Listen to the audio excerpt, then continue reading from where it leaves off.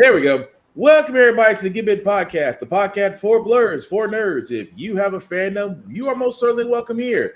We are your hosts, the most, myself, Spartan, of course, Show Guy Joe, it's a Far Out TV. Gentlemen, it is Friday, it is the weekend. How are we feeling? I'm still standing, well, sitting, but you get me. Understandable. Hardest working man in hospital care, Joe. How about yourself? We'll move on.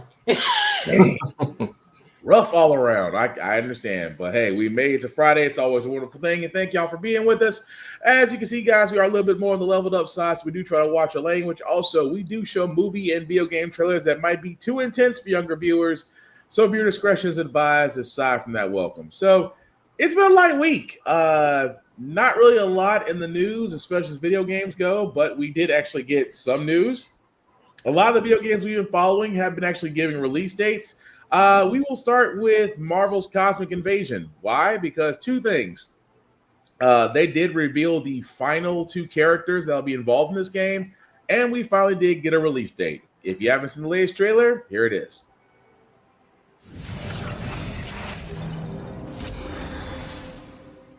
Fully charged.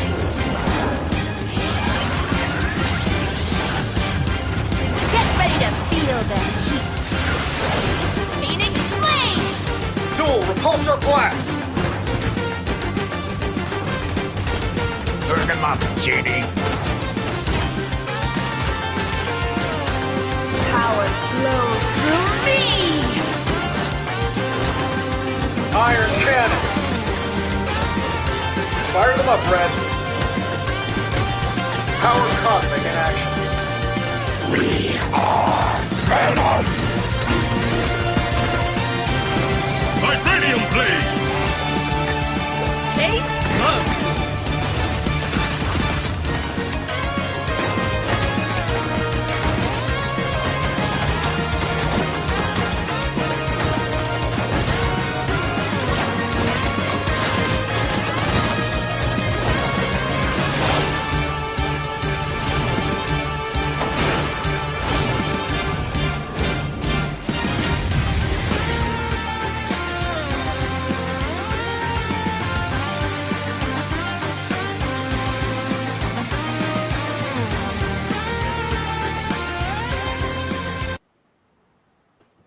All right, so that, guys, was the final trailer for Marvel's Cosmic Invasion. As you can see, guys, does come out December 1st this year, so not too long from now. Will be available on Steam, Nintendo Switch 1 and 2, PS5, PS4, and, of course, Xbox. Of course, the last two characters that were revealed was the Phoenix and Iron Man, so we have quite the number of characters that you'll be able to play in Marvel Cosmic Invasion come December 1st, so... fellas, how do we feel about the entire slate now that's been revealed? Well, so far, because we don't know if more characters are going to be added. I feel like they will add more later on. It's going to be a fun beat 'em up, but I don't know. I feel like we could have left some characters a surprise. I feel like they're just kind of padding the wait until it's actually out, which this is out when? December 1st. Okay, so yeah, well, one last little nugget to help, I guess, pad the weight a little bit. So I'm not mad at it. Oh, I'm definitely looking forward to it. But then again, Dotemu doesn't seem to miss. Like every game that they've done has been a hit. Everybody loves them. They kind of got that reputation now that, hey, if we take on a game, understand it's going to be good. But Joe, what do you think? Radically 90s. Definitely. Yep. All the way down to the soundtrack, which again I am not complaining about. But let us know what you guys think in the comments. Like we said, comes out not too long from now. It's a game that's literally going to be available on almost every platform, and I know I'm definitely playing it. That almost might be a pre-order, but probably won't do it on Xbox. But I'll explain that one later. But there is another Marvel game, so Marvel Rivals, because we did have Marvel Zombies. They also have a Marvel Zombie season, which I'll let you guys be the judge. If you haven't seen the trailer for the Marvel Zombies, for the Marvel Rivals Marvel Zombies event, here it is.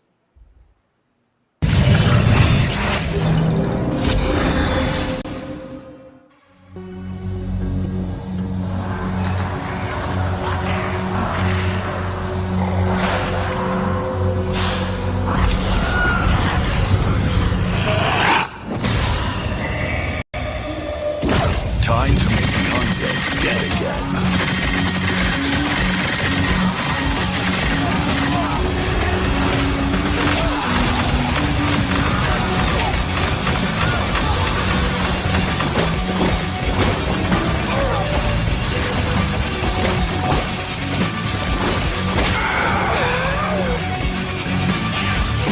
Slice and dice.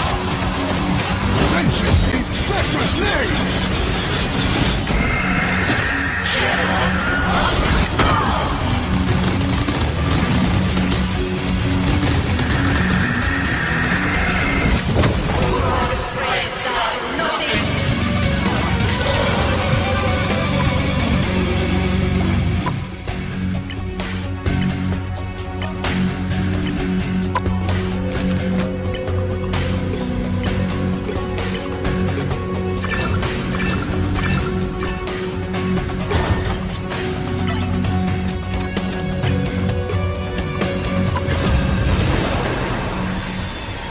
Told Spectre I'd carry on his legacy.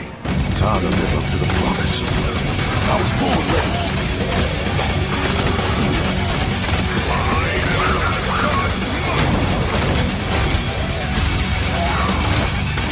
Unbounded gods!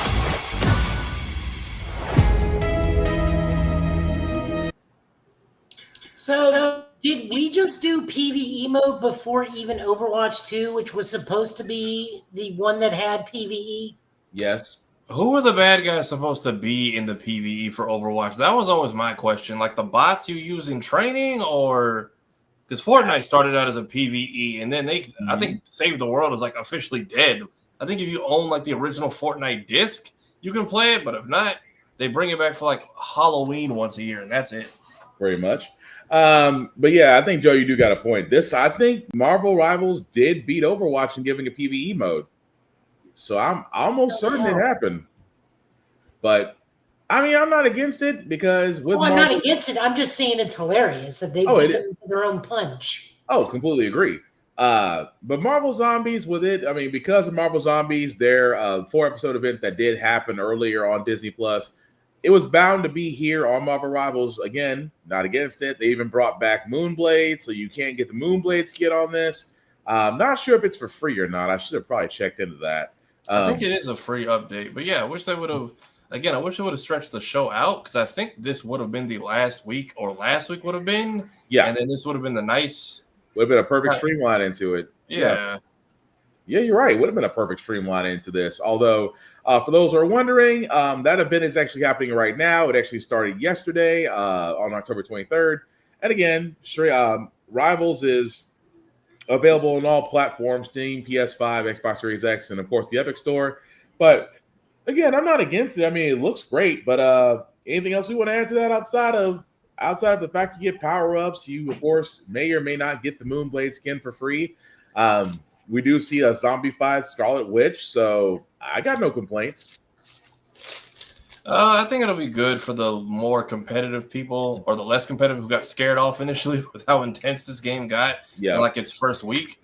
So for the people who maybe don't like online lobbies for COD, but like zombies, I think this will get them a lot of new players and a lot of maybe some of the audience they lost back. Yeah, I can see that. Joe, what about you?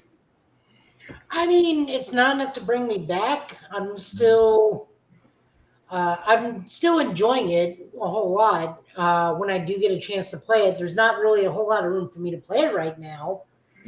I hope we continue with more PvE stuff. Certainly, that's more enjoyable for me than PvP, but that's just how I am. Yeah. It's good timing. They were at least smart to capitalize on the success of Marvel Zombies and it being Halloween. Yeah. So that's good on them for striking while the iron's hot. It's still hilarious, we've both been saying, that they beat Overwatch to their own punch, because that's what Overwatch 2 was supposed to be, was they were supposed to come out with PvE modes that gave story modes for the heroes. Yeah. Never happened. So, no, it's a fair point. But yeah, like I said, it looks great. I will probably give it a shot, but I've kind of got a full dance card when it comes to my gaming backlog. But that's another story. But definitely check it out. like I said, this looks like a lot of fun. But speaking of things that we weren't expecting, and I gotta give Tafari credit for this, he saw this early on Microsoft's site because Microsoft needs some wins right now. I don't know how I feel about this. If you have not seen the Halo Combat Evolved remake, we're gonna go ahead and play it at 7 minutes because I want you to hear the team's reasoning behind this game. But yeah, just okay. Before we start this, it's called Campaign Involved, right? Campaign Evolved, yeah. Campaign So no Evolved. multiplayer. None of the reason we actually played Halo. Right. I wasn't Campaign sure. Evolved. I didn't know this was 7 minutes. I've just been seeing the little snippets. I didn't realize they did a whole. Oh yeah, there's a whole So- it's a whole 7 minutes. Those go by pretty quick. So But yes, no it's campaign involved. multiplayer, just campaign. At this moment, it's just campaign. It's like Modern Warfare Remastered, how they gave you just the story mode, and then they said it'll get multiplayer, maybe. So they Same don't way. want to make money. I'll tell you, I'll hold that I judgment. don't care how pretty it is, and No. and Not other that. things.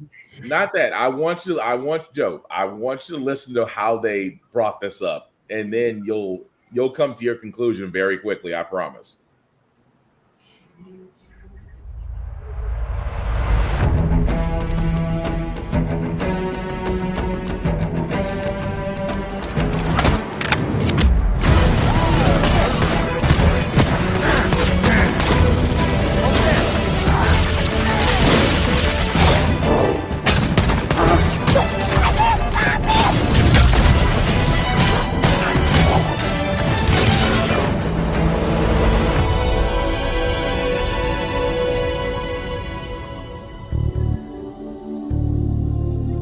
Halo Campaign Evolved is the next project coming out of Halo Studios. It is the ultimate Halo CE campaign remake. It is coming to Xbox, PC, and for the first time, PlayStation. It'll be arriving next year. To talk more about it, we've got Dan, Max, and Greg from the development team. Guys, let's get into this. Why is this the right game for right now? We did this work on Halo Anniversary. I felt like there were certain things that were left unsaid. There were certain things that we weren't able to achieve at that time. There were certain things we weren't able to do. It's a great time to revisit Combat Evolved for new players, for established Halo players, and maybe even for old friends playing on different hardware today, to allow them to play together and enjoy the franchise together again. Going back to the Halo ring again for the first time. For the first time is really important, and for them to be surprised by new content and feel like excited again about exploring the ring world. For new players, this is the right time for you to jump in. Think of this as your introduction into this huge franchise we've been building for the past 25 years. I'm curious how you're going to focus on capturing the essence of the original, knowing that you need to evolve to kind of move the experience forward. Yeah, from design, we don't take that lightly at all. Whenever we make a change, the number one thing was to be true to the original game. For every one of those topics that comes up, there's someone who is incredibly passionate on the other side saying we can, like, that is sacred. We do not move that crate. It's really about looking across, what we've learned over the years, what technology we've built, and how we can tie that back into this experience. So in this game, up to 4 people can play the campaign together, regardless of which platform they're on. And then we're kicking it old school. We can play 2-player co-op on consoles, on the couch together, just like we did back in the original.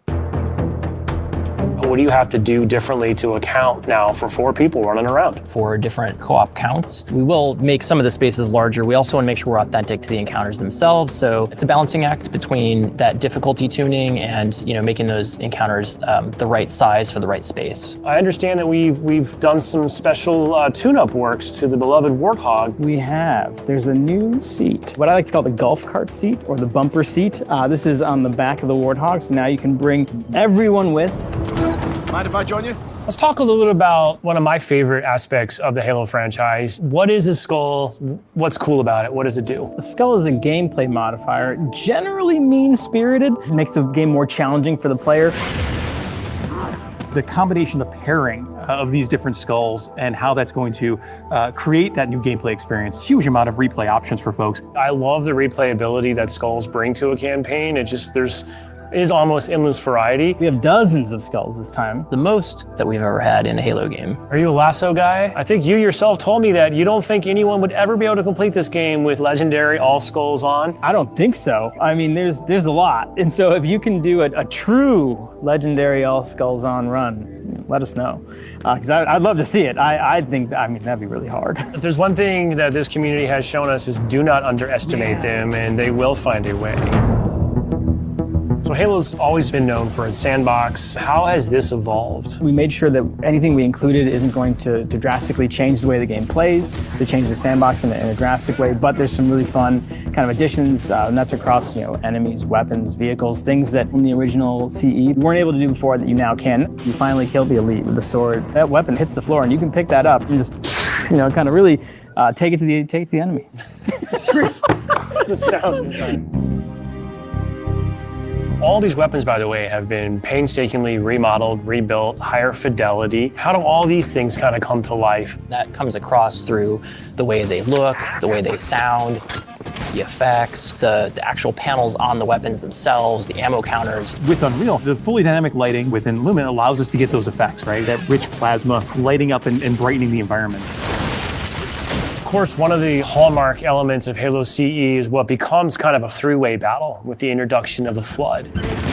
There was quite a bit of development between Halo CE and 3 to kind of how the Flood behaved and just how they interacted with the player. So we've pulled a lot of those Flood behaviors into this game. And I would say this is a learning specifically from CE to Anniversary, which is just kind of that mood, the atmosphere, the tension, the horror, and really delivering on that from the way that we stage the encounters and the setup and how we reveal the Flood. In Halo Legacy, there were some pure form units. We've pulled in a familiar friend, familiar fiend, if you will, to challenge the player. Talk to me just a little bit about how we're approaching the narrative aspects to bring it up to the same level as the rest of this game. We want to tell an authentic story and we want to level up the cinematics from the source. As we were building this out, we didn't just kind of put a new coat of paint over the original cinematics, right? We ended up revisiting exactly how they were blocked out, how they were sequenced, how they were put together, and we've done that across the board. We have access to original source assets, original source code, and access to the original storyboards. We are remastering, remixing the music to go along with these cinematics. We also had the core principal cast come in and re-record all the lines. How much firepower would you need to crack one of the engine shields? This really provides a degree of fidelity that we weren't able to do for Halo Anniversary. Now would be a very good time to leave. I'm super excited that this game will include 3 brand new bonus missions. Tell me a little bit about that. It was really important that we preserve the original story as it is. So these missions specifically are meant to be a prequel, a setup for, the main course. These new missions are going to offer some new opportunities for character interactions, maybe between, Chief and Johnson. We've got some new mechanics, maybe some new AI behaviors, things that haven't been done before in Halo CE. I think we're just getting started. So where are we right now at this stage in development? What can you share with us? In the past few weeks, we've been able to start engaging and sending builds out to some of our community members. We can now see so many of the elements of the level really coming together. There's a point in every game's life cycle where it kind of just comes online. Seeing really high fidelity versions of cinematics, elements of the sandbox and encounter tweaks and the lighting. You go to someone's desk and give feedback live on an experience. And to me, that's like a really exciting time in game development. The ultimate love letter to the game that started it all. I would call upon our entire Halo community to welcome with open arms this next generation of players. I'm excited to just relive these experiences again for the first time.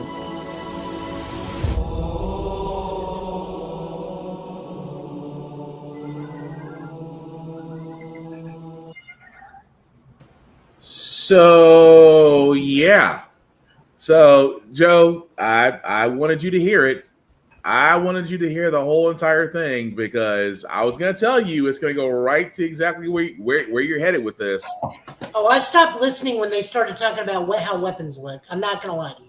Yeah, because I mean that's why I wanted you to stop because everything you were about to say was going to mimic or literally be exactly what I meant. Which in this case, look, I am a Halo. Let me say this before I pass it off to you guys. I'm a Halo fan. I am. I love the series. I have been with it since its inception.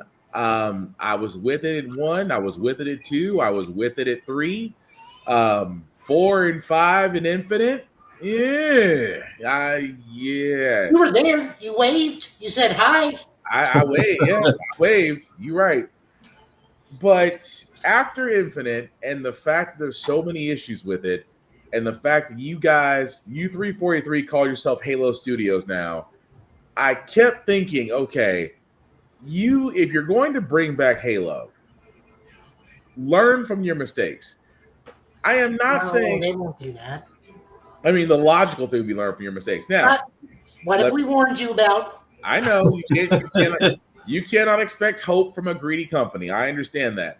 But what I'm getting at is you did Halo and you pulled a Modern Warfare. What we mean by that is, guys, that Modern Warfare, for all those that are just a little on the young side, they try to produce a campaign-only game and no multiplayer, which, again, for a lot of people that play Halo, Modern Warfare, Battlefield, things of that nature, you do want to play multiplayer. And it did burn a lot of fans the wrong way. I think Halo, with this campaign evolved, you might spurn some Halo fans. I'm just saying, you might spurn them because, let's be honest, I think everybody that's talking on this panel right now, I think we've all loved the original. I mean, we loved the original multiplayer. We loved it in 2. We loved it in 3. But is this kind of a slap in the face just to stick with campaign and all you did was put a nice shiny coat of paint on it? I mean, it's more so the fact that they don't verbally mention there's no multiplayer. It's like when the first Battlefront came out and everybody was so happy and hyped that they told you everything, but they never said that they are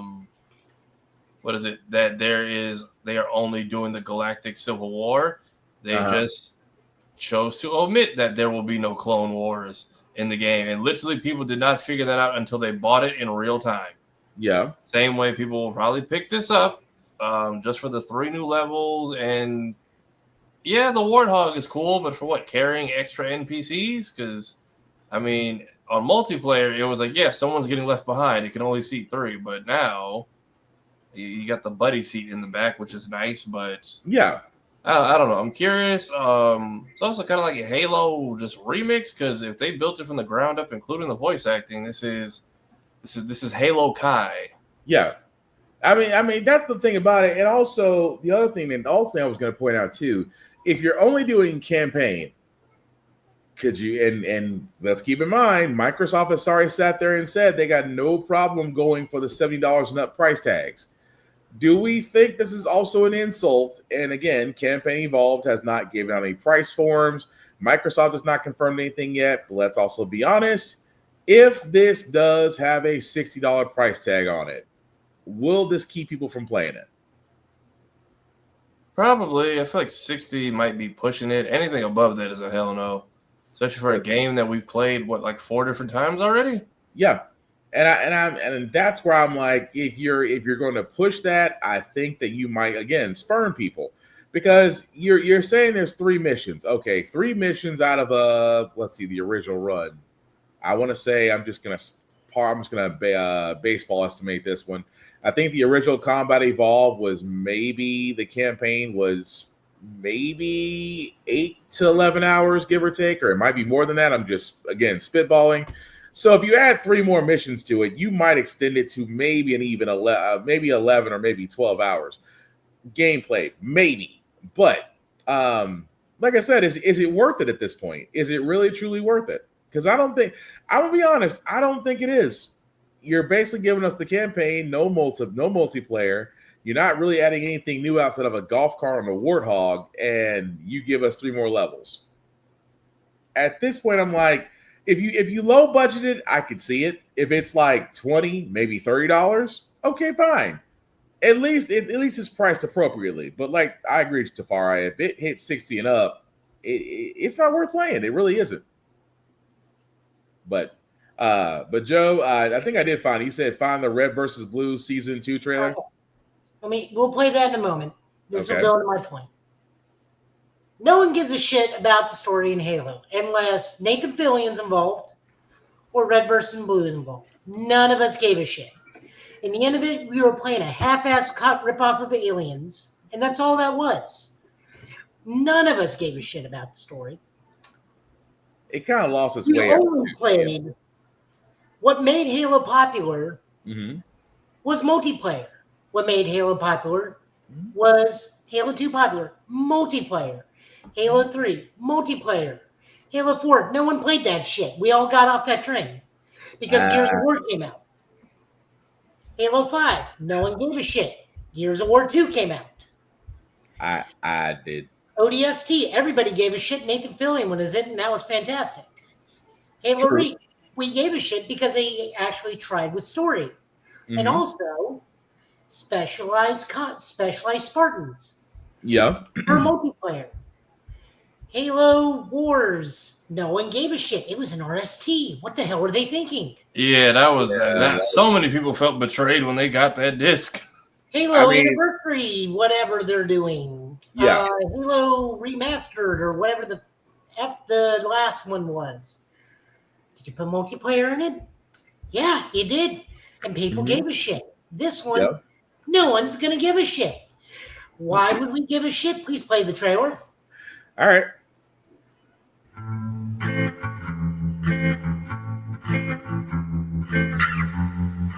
Don't ever be alone. He's doing that thing again. Are you Private Tucker?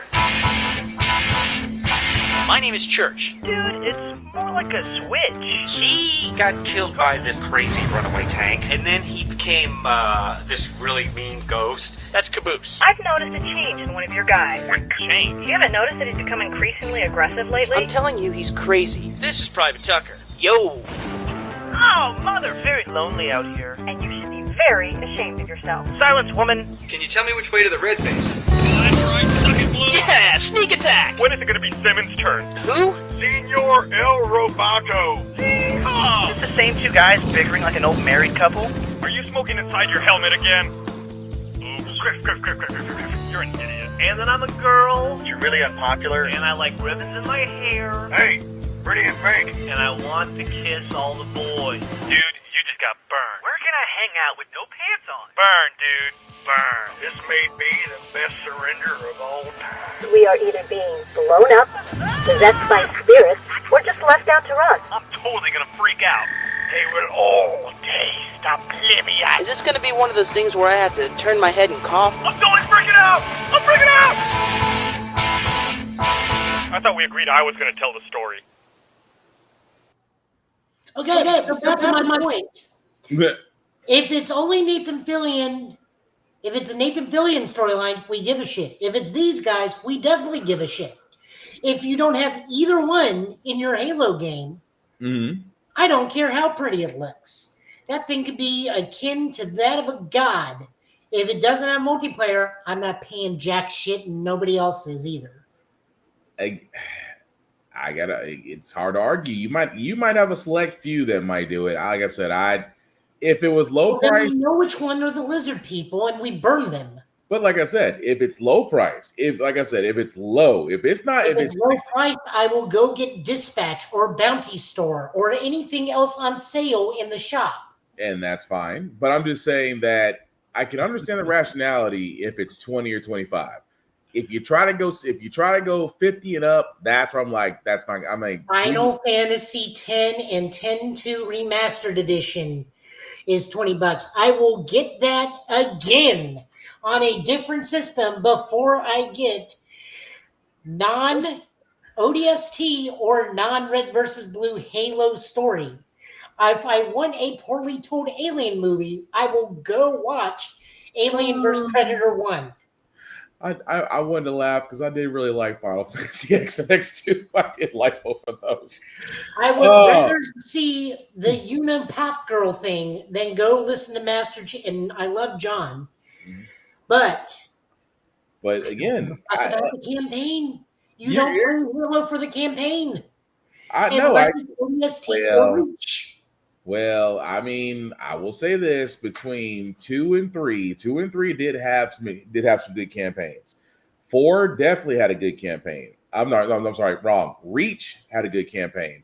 ODST had a great campaign. Those are the ones I will say, but One again, did not have a good campaign. It was mediocre until everybody realized, oh wait, this is just Alien. Which one? We're doing Aliens. What? Which campaign? The first game, it was just Aliens. We land on Oh, a the first one, strange planet, and then we let the flood out, and then we realized, oh fuck, the flood is just xenomorphs. Yeah, I completely agree with you. The first one was basically an Aliens ripoff. I'll give you that.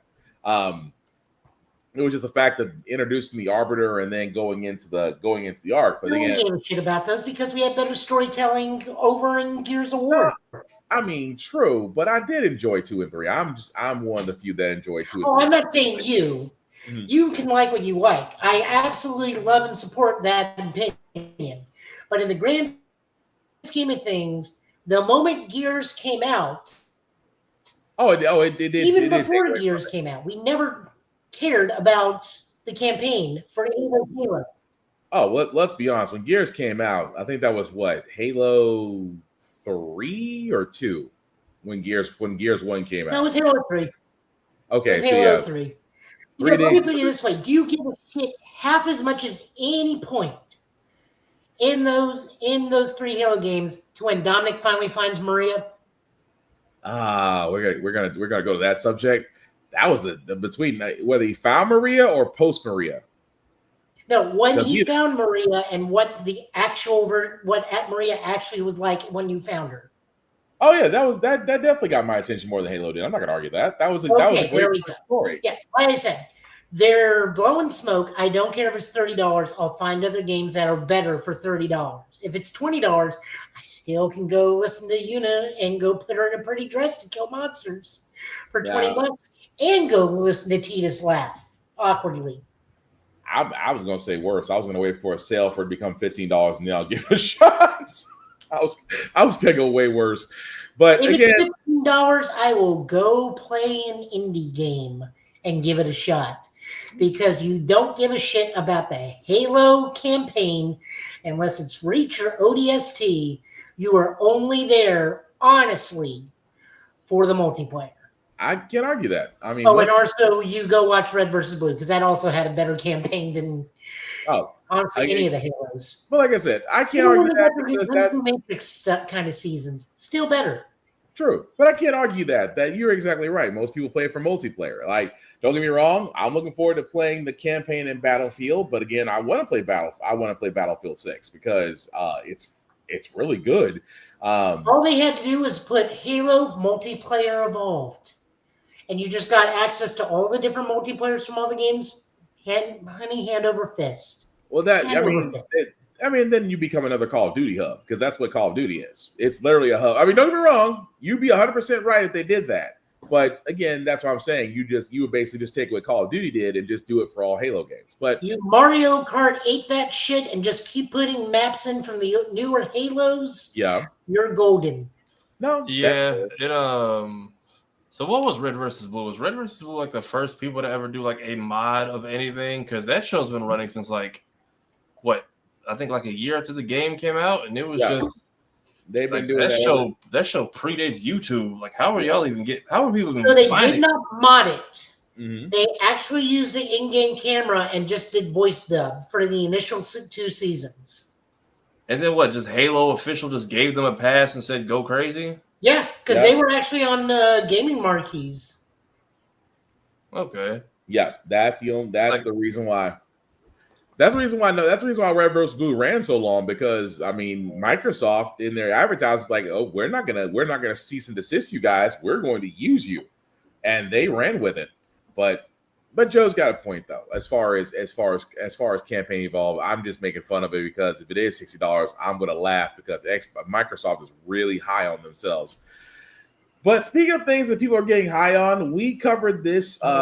Is it High on Knife? Because that's also a game I'll play over Halo. High on Knife. I was gonna say Dispatch because we played the trailer for Dispatch last week, and it seems it's getting more traction now because a lot of people have seen the trailer and now they're interested in it. So we actually got an updated trailer that does have the release date for it. If you have not seen the trailer for Dispatch, we're going to play it, and yes, it's a little bit on the adult side. So you can. Oh, by the way, before we do this, it actually released Thursday. Oh, it's actually out already. Oh, Yeah. I just put Downy Star this morning. I literally bought the coin. Oh, so it released yesterday then. Oh, wow. First two episodes. Oh, so the first 2 episodes released yesterday. I am so behind the ball. My bad, y'all. So it's already out. But if you haven't seen the trailer, here it is.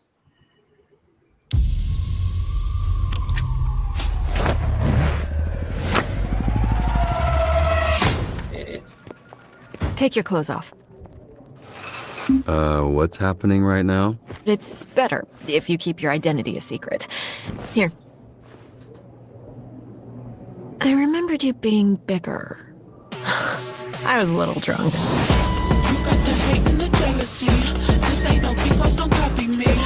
I work better alone. The hell, man? Hello, Robert. How do you move so quiet? I float.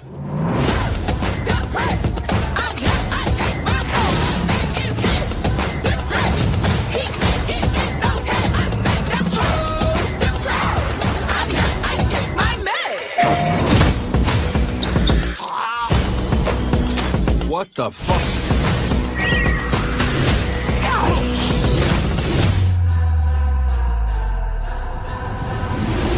I only came in as I thought we were playing Magic the Gathering tonight. I am hoping we still may.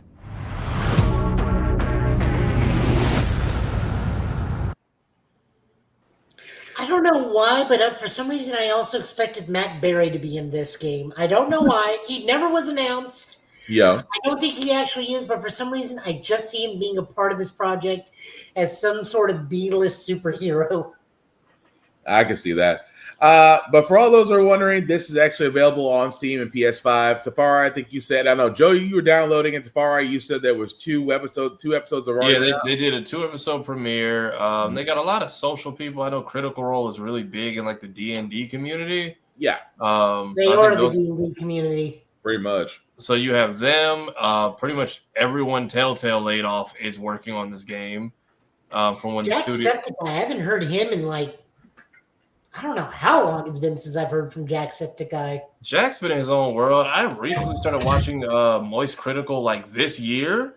So see the fact that he's in this. And shout out to Thought Squad. I didn't know much about her music before BlurredCon last year. But the fact that she's now like the theme song for this game as well as playing a character. So, props to her.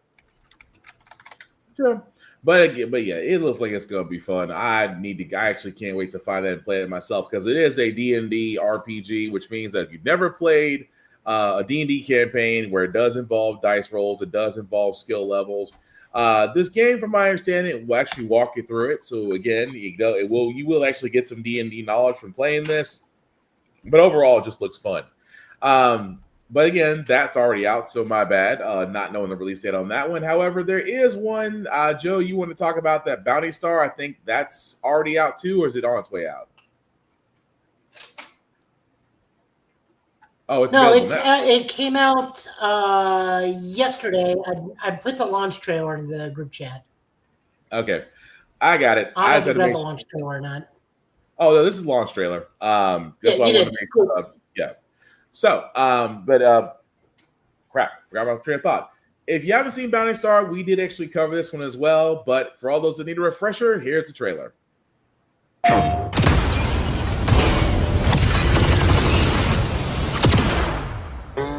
To whoever might stumble upon these words one day, my name is Clementine McKinney.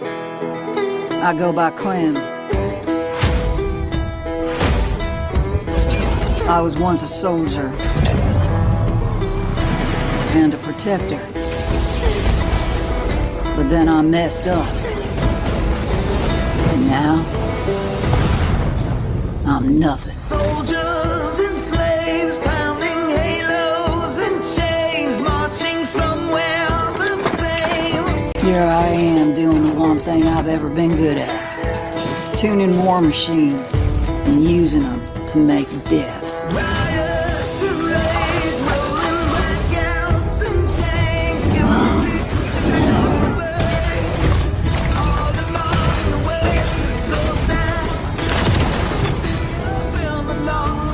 There's a lot of things wrong with this busted world.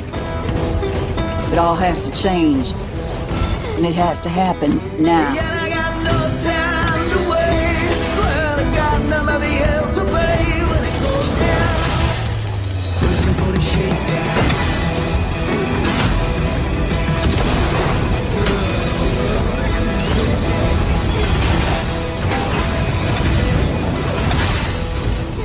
Fingers crossed I can put on a star and do a good thing. It's barely a teaspoon of hope, but it's still hope.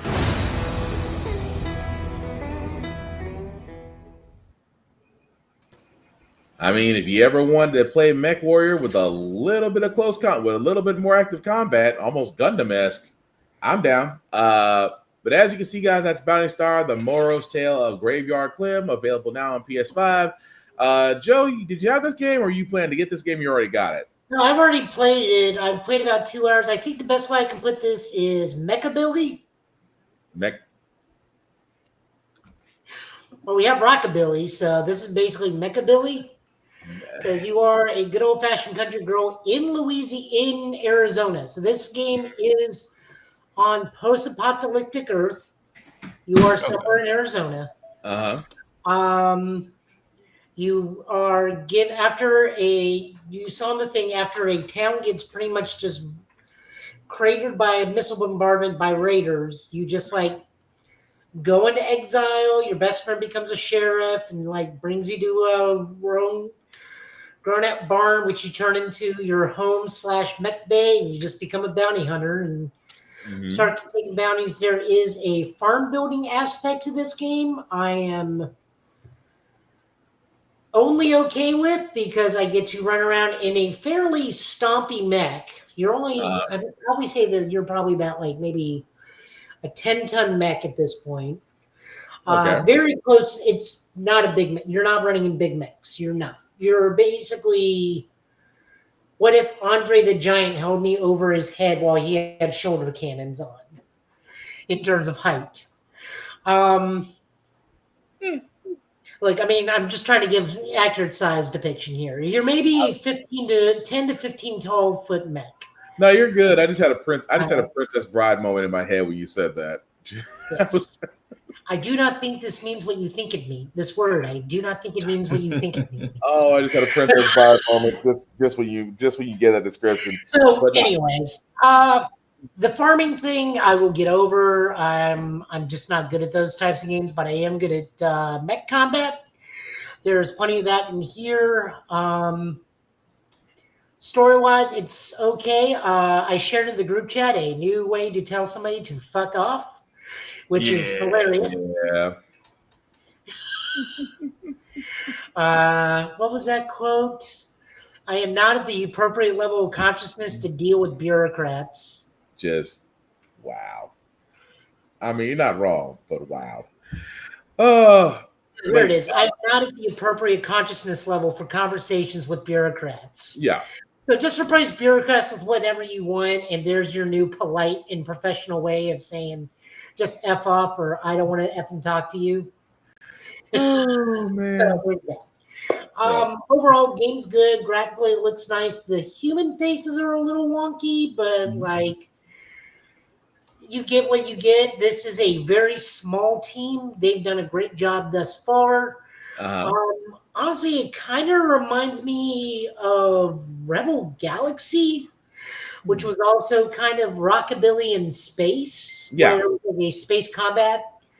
Initially, the first one is like freighter RTS style freight combat.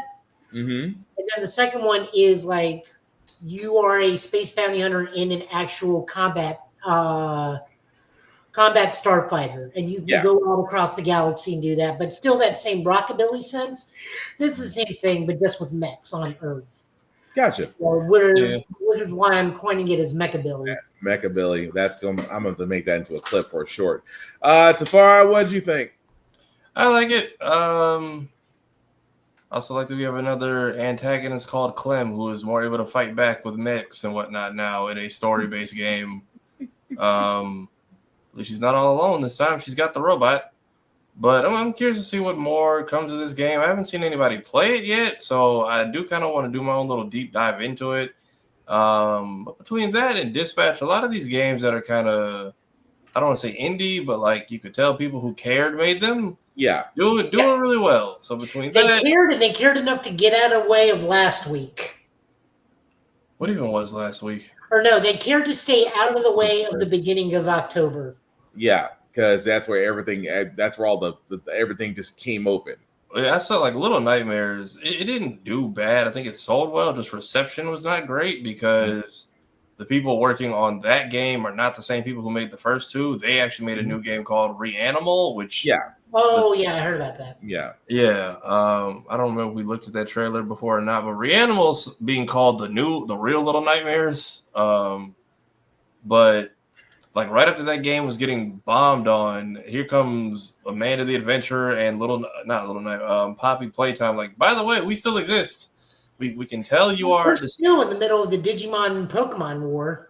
Well, now you've got people doing the Jujutsu Kaisen meme where it's Mahito getting beat up by Toji and I'm blanking on his name. When the two guys are jumping the demon in Jujutsu, no, not him. It's the guy with the glasses and the little wrapped axe, and then Yuji beating up on Mahito. Like the first meme that came with the two guys jumping one villain, and instead they're like, this is how Crossworlds and Kirby Air Riders are doing. Are basically how they're treating Mario Kart World right now. Yeah, that's what Pokemon is doing, or Digimon's doing to Pokemon. Because man, people are just dragging this shit. I honestly don't know if they're just hate reviewing it now for likes and whatnot. But I mean, that's usually what they do. Oh, this thing sucks now. Let's all go join in on it. Yeah, because I just had to bring this one up because I was gonna just for everybody to wonder what Reanimal looked like. I mean, No, I was just saying because it looks like Little Nightmares. I mean, it gives Little Nightmares vibes. Same concept, same team, two characters that you play as. You're little, running from giant shit. And I mean, the scare factor's there. Don't get me wrong. I mean, back to what I was saying, the biggest legitimate complaint we can put against Pokemon is we're in the year of our God, 2025. Mm-hmm. We can put voice acting in Pokemon. Because when I played Sword and Shield, I cut it some slack because I'm like, all right, this is the first Switch title. But when you get to a character whose entire gym-esque thing is about being like a rock star, but then you get to the concert that has all the motions and body movements of a concert, but no actual singing, it's like... Right. Or even better, in Scarlet Violet, when we go fight Missy Elliott on the mountain, and she literally has to have a rap battle with you. Yeah. That is a little bit different, but you brought up I gotta play this. I gotta play this trailer because ever since we talked about this before the show started, this has been bugging me about Amanda the Adventurer. Because again, it's one of those games that, like Tafari said, if one person plays it, everybody's got to play it. I don't know what the hell this is. If you watch someone play it, it is equal parts interesting and hilarious. But for all those this is actually the trailer for Amanda the Adventurer 3. Okay, Wooly, it's time. We need to show them. Okay, I'm ready. Are you ready? Dear Riley, if you're reading this, it means you won't see me again unless it's in the next life. Look for a tape, but know that once you watch it, there is no turning back. Part 1. Hi, I'm Amanda. And I'm Wooly. How did you get in here? Who even are you? Go away! There's a fire. A really bad one. It's Kate's house. Are you even paying attention? I feel weird. Part 2.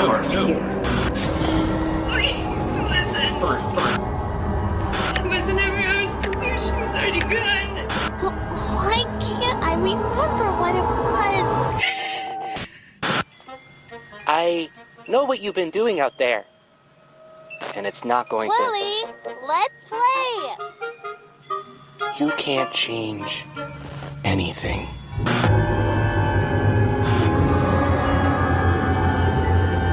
Stay safe, my dear.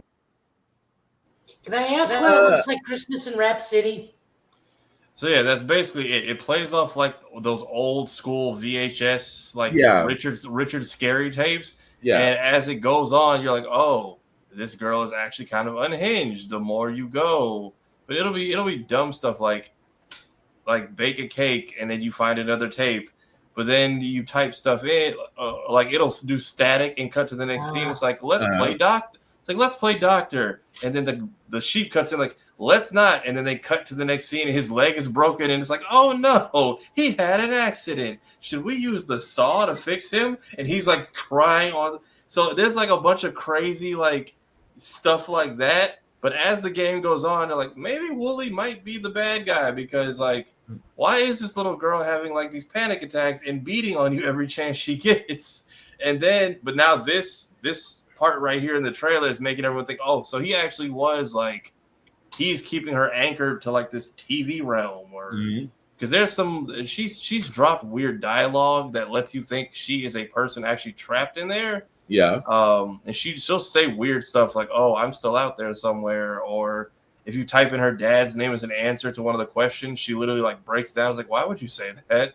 So, and now there's this whole, whatever aspect of the lab and stuff. It's kind of like Poppy Playtime. You thought it was just some playful evil animals, and you find out, oh, there's like weird experiments and shit going on down here. I am more, wow. I got nothing. First off, it was real silly, but then it got real serious, and it's actually interesting if you watch people play it. Now I leave that to my son because apparently my son watches the ones that play that, and I'm just like, that's I play psychological horror games like Silent Hill and The Evil Within, and I understand all that. That's like that's Ren and Stimpy on steroids at that point. Just wow. But anyway, I guess if you're into that, have at it. I will probably never play it, but have at it. Speaking of things that did also come up as well, apparently the Kirby Air Riders Nintendo Direct happened yesterday, and it bypassed all of us. So I don't know if they just wasn't a lot of fanfare or whatnot. So we did get some news. Oh, quiet you. We did get some news. We actually are going to be playing the story trailer to explain where they're at. So if you were wondering what Kirby Air Riders is about, here it is. From out of the sky, air ride machines rained down like shooting stars. They were found in all shapes and sizes, but with no ability to move on their own. However, if someone touched them and shared their will, the engines sprang to life, and they were able to move with incredible speed. These individuals were called riders. Soon, vehicle and rider pairs were a common sight, partnering up for everyday travel, as well as thrilling races.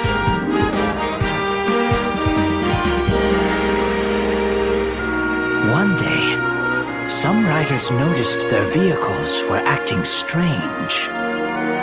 They were looking somewhere far away. If you wish to go there, let's go.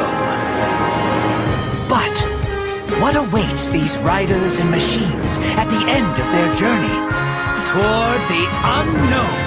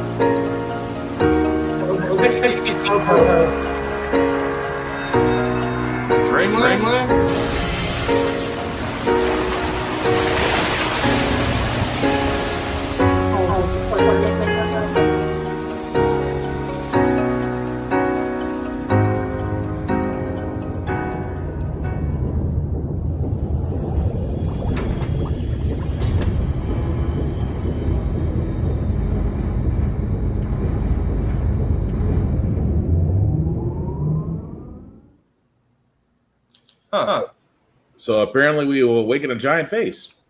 But that was the story trailer for Kirby Air Riders that'll be on the Switch too. So what do we think, fellas, as far as the story goes? Is apparently there's something out in space that is waking up. I'm curious. I've honestly forgotten how many characters are actually in Kirby, or if they will be sharing the spotlight with other people, or who the guest racers, if any, will be, which will just be other Nintendo characters probably. But I forget, the little fountain area, was that from Dreamland or was that a Smash stage? I know we've been there before in some other Nintendo. I want to say that was a Smash stage. For Super Smash Brothers, if memory serves me right. Yeah, because I know we've been there before. Yeah. But I'm curious to see if anything ties in from previous Kirby games, or potentially the Kirby 64 or Nightmare in Dreamland. It's interesting, at least, and it looks like they're going to have free roam, and basically the star was like what their version of a vibranium meteorite landing, I guess. Pretty much. But I like I said, it's been a while since I played a Kirby game, and this one kind of feels like it's going to be a Mario Kart-esque type. I'd still give it a shot, just see what's more about it. But it looks, can't say it doesn't look great, though. But Joe, anything you want to add to that? I mean, I did notice that giant space armada that was shown for a hot second. So, no idea what's going on there.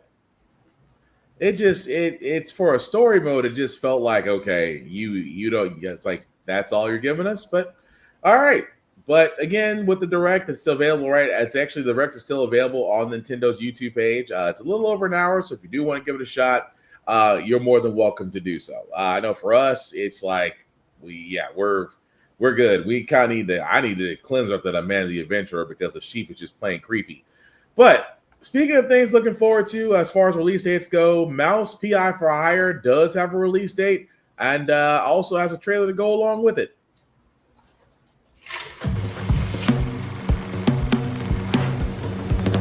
Eight digits, 8 shots. Could crack a safe. Could mark a date. Only one way to know. Find the numbers before they find me.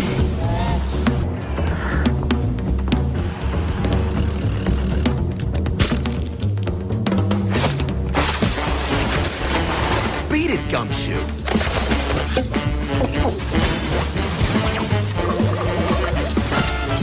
I'm out here building a future!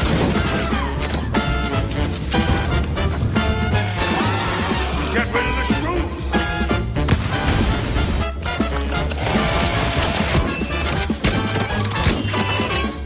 Well, well.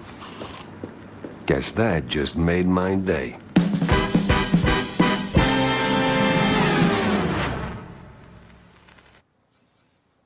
All right. And again, that's the release date for Mouse PI for Hire. Will come out March 19th of next year for PS5, Nintendo Switch, Switch 2, Xbox Series X and S, and Steam.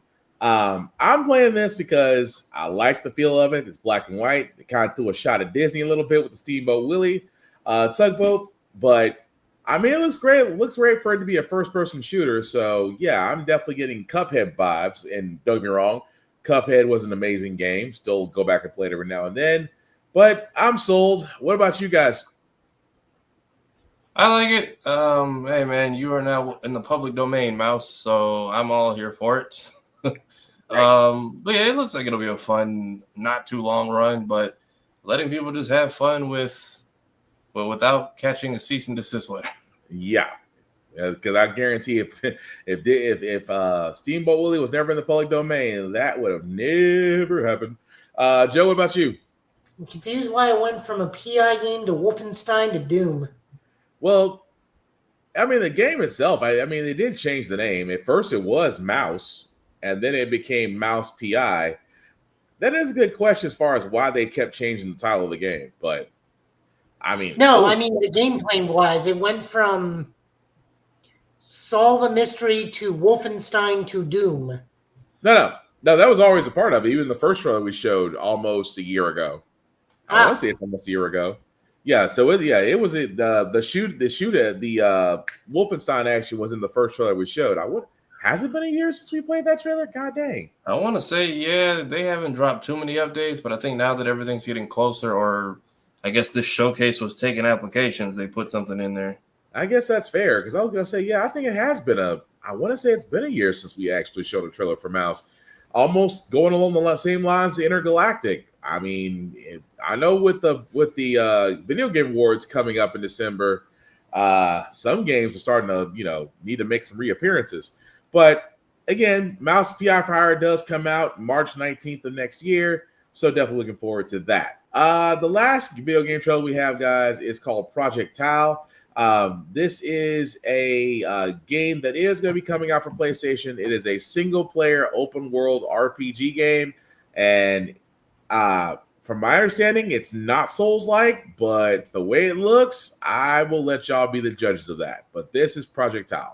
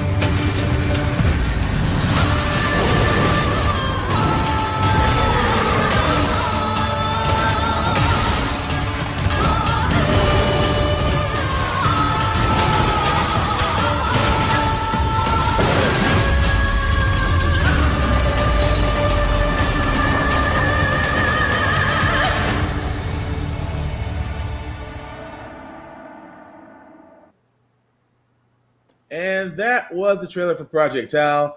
Like we said, right now there's not a release date for that. It got my attention because you're actually not only you fighting. It looks like you're going to be on a team of at least 3 or more people, but it looks like you have to find out different skills. One guy with sword and shield, one guy with archery, one guy looks like it's sorcery. But I like it. What do y'all guys think? It's giving me like a Sun Myth Wukong-esque type of Souls game, but they very much factored in more for the dismemberment, and it looks like a more team-built played aspects. Kind of like what Night Rain did, but a little bit more, I think, more than likely a lot of reaction commands and stuff put in there. Yeah, someone called it's where Sekiro meets Where Winds meets plus Wukong plus Monster Hunter, which I can understand that comparison, honestly. But yeah, I mean, it does really look really cool. But Joe, what about you? What do you think? So it's Neo, but with 3 characters? Give or take, yes. Yes. Okay, sure. I'm down. But yeah, but like we said, not really a lot more information since then, since this was just released yesterday. Might be more information at the Video Game Awards, but we'll see.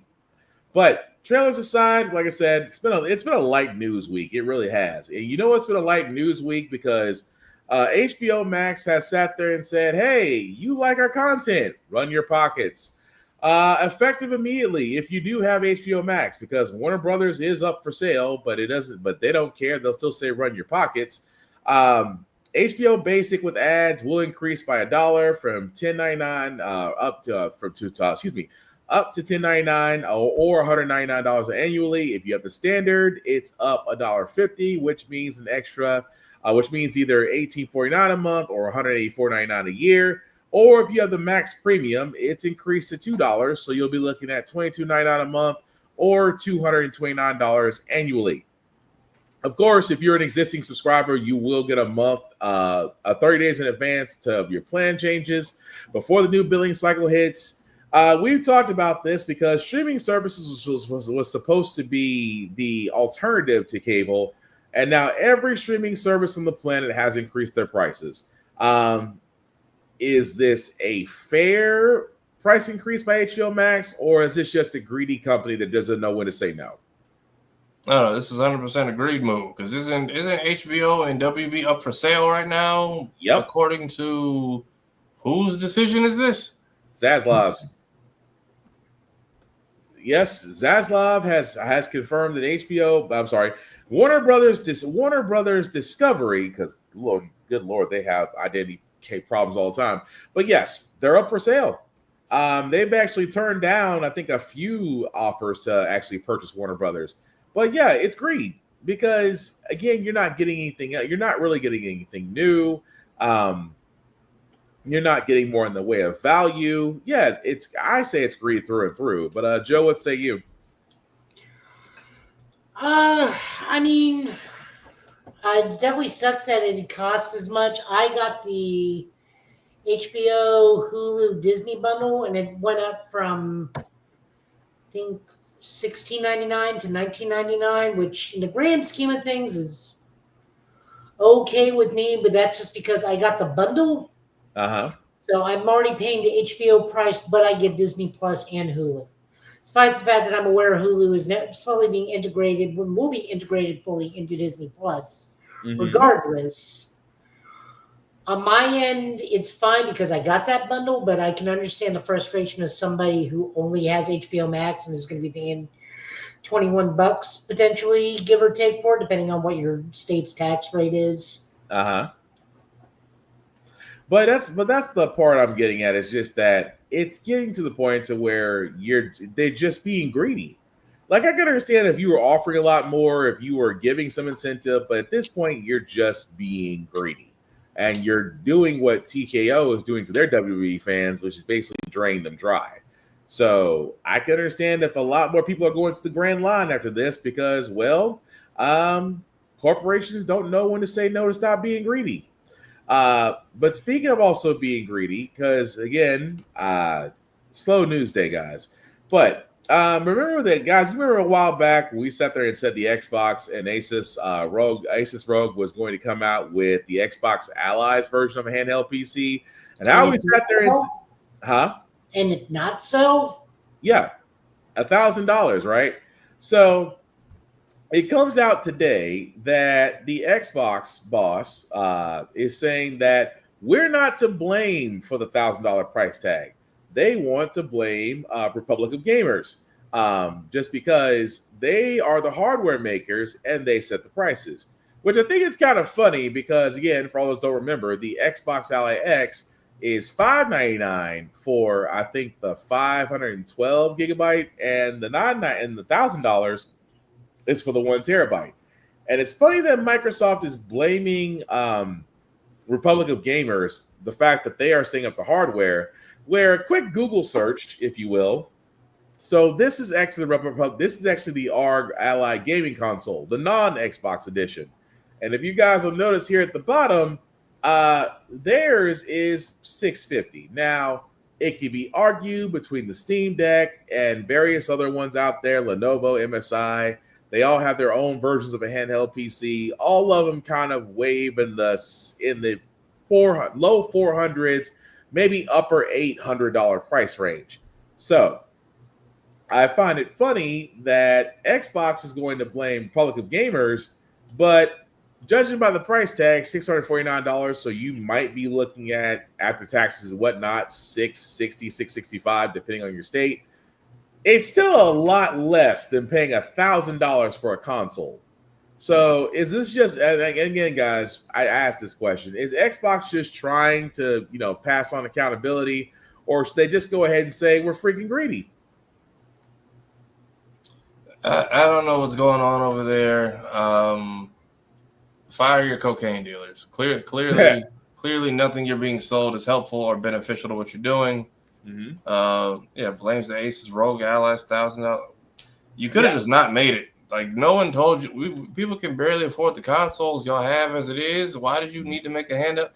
Because even I know Steam Deck said they'll make something powerful when there's more power when there's a breakthrough in battery. Otherwise, they're just remixing the same shit, and that's just devious. And we're just gonna not, which is the easier option. Meanwhile, I downgraded my Game Pass before it renewed this week. My library has been gutted. So many of my things have a little exclamation point next to it now. I don't get it. I don't. If you had maybe made this before the Steam Deck, you maybe had a shot. But there was we did not need this. You were just aren't parts so hard to come by too? Isn't it just like a waste of equipment? Pretty much. And at the same time, Steam there are so many used Steam Decks, and again, other brands that are creating other Steam Deck like devices. The market is flooded with new and used ones. Even a good used Steam Deck is still less than a Xbox Ally price, and and Steam Decks can run Game Pass. So it's just like, what's the point? And at the same time, yeah, it's greedy because it's greedy that Xbox, because again, I don't have the article up, but they also sat there and said that their next console is going to be Premier Gaming, which is a fancy way of saying you guys are maybe, if not getting close to crossing the $1,000 mark for a console. And I'm sorry, if you are passing the $1,000 mark for a console, I think at that point, that's when I get off the bus and go full PC.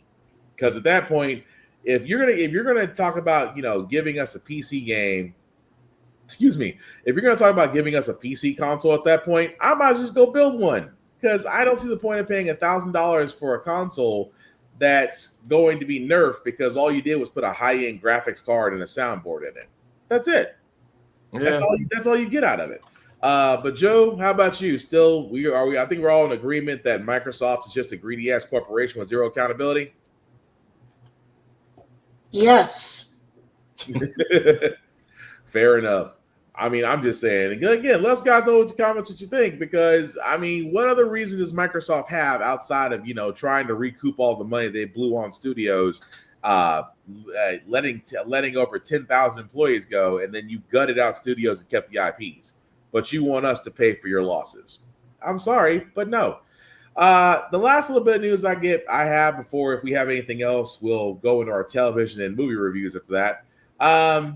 I gotta ask y'all a question about Star Wars, because Adam Driver, who played Kylo Ren in the Star Wars most recent Force Awakens, things of that nature movies, he had talked about pitching an idea to Disney and saying that, hey, we would love to do a movie that's basically about Ben post I think the Rise of Skywalker.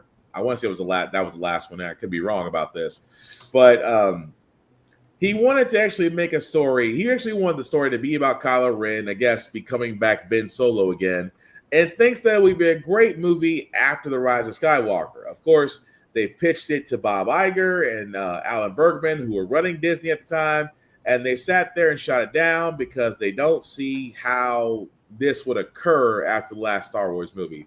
So I ask you guys, because we've all seen Star Wars, we all love it. Would you guys, after watching the last, I want to say The Rise of Skywalker was the third movie in the trilogy. I could be wrong about that. But let's just say the third movie in the trilogy has concluded. Would you be adept to watching a Kylo Ren Ben Solo movie after that? Or would you think you wouldn't fly? How? That's just my only question. No. We don't get to ask how. Remember, Palpatine somehow returned. No explanations asked. It would happen in Fortnite, which is now canon. No one gets to ask how. We just want to know why Disney said how, and it doesn't make sense if Palpatine can come back. Well, wasn't he like a Palpatine clone that like basically absorbed? He came back in Fortnite. That literally happened. That's how he returned. He returned in Fortnite That and got carried over into the film. Yeah, that was the weak sauce excuse for a guy. And again, I always feel like, I will always say this: if Palpatine survived, so did Mace Windu. I will always say that. I feel like if you get cut in half or exploded, whatever, if we see you turn into a Force ghost, I feel like you willingly left this Earth, and that's my questioning on how you come back. Unless it's like if you get cut in half, you get 4 seasons and a whole season and a half in the spinoff. Damn. That too. If your body is dismembered or stabbed, you can come back. If you willingly leave this mortal plane and your clothes. No. If you're stabbed, you're dead. We never saw Qui-Gon Jinn get to come back, but we did see Darth Maul split in 2. He got 4 seasons and a season and a half in Rebels. But homegirl in The Mandalorian, I think got one right in the gut and just got a biopsy from Boba Fett. That is true. So that's what I was like, damn. Cyborg to begin with. Was she? But I mean that does kind of event the rule a little bit. She did get stabbed. I feel like if you willingly leave this place and I see your clothes go from full to hollow, I feel like that's it for you. Unless it's like the Force Unleashed when Ben Solo got killed and came back 3 seconds later as a Force ghost just to get blasted into the afterlife again by Starkiller. Yeah. Like for me, it's just like, how does I want to know what his pitch was like. Is it like what was the guy's name in Green Lantern? Is it like Razor chasing after Aya? Like we watched her die. Like we watched her program go into nothing. She's back in the comics now. She got better. Is she? How? Yeah. Like we watched you obliterate into nothing. Like and watched him search. Interceptor had her backup AI. Had a backup of her AI and built her new body. See, that's why I sit there and I say it's amazing that, again, I can see why Aya is a special thing because, remember, she is a computer. She is an AI. Yeah. But here's the thing, though. That has a better story than Adam trying to revive his character after the Rise of Skywalker. That has a better explanation than saying, hey, let's make a movie after somehow I died. Like, unless you're like trying to find his Force ghost somewhere, or Palpatine Fortnite. I'm gonna win. That's my go-to, and that ends to every argument. Anytime we I didn't. So what was the? I didn't. I was off of it by the. What was the Fortnite event? He like rebuilds himself, or no? He just like suddenly appears and assembles the First Order. And then the First Order is that's how the First Order came to be in the franchise. Yes. Yes. Okay, because you know what? I have more questions about Snoke than I do Palpatine, because what was that? Horribly scarred and Palpatine Fortnite. Yeah. I'm saying, though, was he supposed to be? Is he like a failed Palpatine clone? Because we see like 30 of him in a tube. Yeah. Sure. Because I'm just like, because after the Empire, when your two big bads are all killed in the same day, for me, it's just like, no one questioned you getting on that throne, like the big deformed guy. They just said, "Yep, he's in charge." And well, remember, Rey's dad is also technically a Palpatine clone, but he just decided to go full light side. Yeah, that too. He was a clone who at least appeared normal enough to attract a woman to mate with, whereas the rest of them look like Snoke, who looked like a rejected Freddy Krueger nightmare. So what we have just learned from this sentence, if Palpatine got some, the universe would have been fine. And because Anakin did when he wasn't supposed to, the whole galaxy had to suffer. Literally, the entire galaxy is gone downhill because one guy... Amidala is a child predator because she was plotting that thing since he was 9. I was going to say, that their age gap is like there in the first movie and like non-existent in the second one. You're not wrong. He's probably 16 and she's what, in her alien late 20s? That age gap is there. You're not wrong. Like I'm saying, the second movie, they got her and Hayden looking like, oh, we were kids who grew up together. And I'm like, okay, that's understand. But then you watch the first movie, it's like, yo, you were like a toddler. Why were they letting you do this race before deciding, hey, let's take this kid with us? But first, Go out here and fight these dangerous ass adults. No, because remember, that's when they tried to give power levels in Star Wars. They tried, yeah. And they had force speed, which we never use again. No, they actually do that quite a bit. It's just the explanation for how they're always able to block the energy blasts with their lightsabers. That's always been a thing. Okay. I think we can honestly say at this point, I don't think no one's really looking forward to a Kylo Ren movie because you can't even explain how Palpatine came back. Right, because I'm like, this is the one I just time. can't handle him being shirtless again. Yeah, this is the one time where I'm like, all right, man. Like, I'm not saying it would have been a bad film, but like, if the pitch didn't go well, I would like to hear from you how you explain your own comeback because depending on how recently you pitched it, because they almost gave Star Wars Rebel Moon before they gave us Kylo's comeback. Like it's I don't know. I'm not saying it can't be done, but like I know the one rule of Star Wars is like everybody stays dead or everybody can come back except Mace Windu. He's like the Uncle Ben of the franchise, but I will say this much.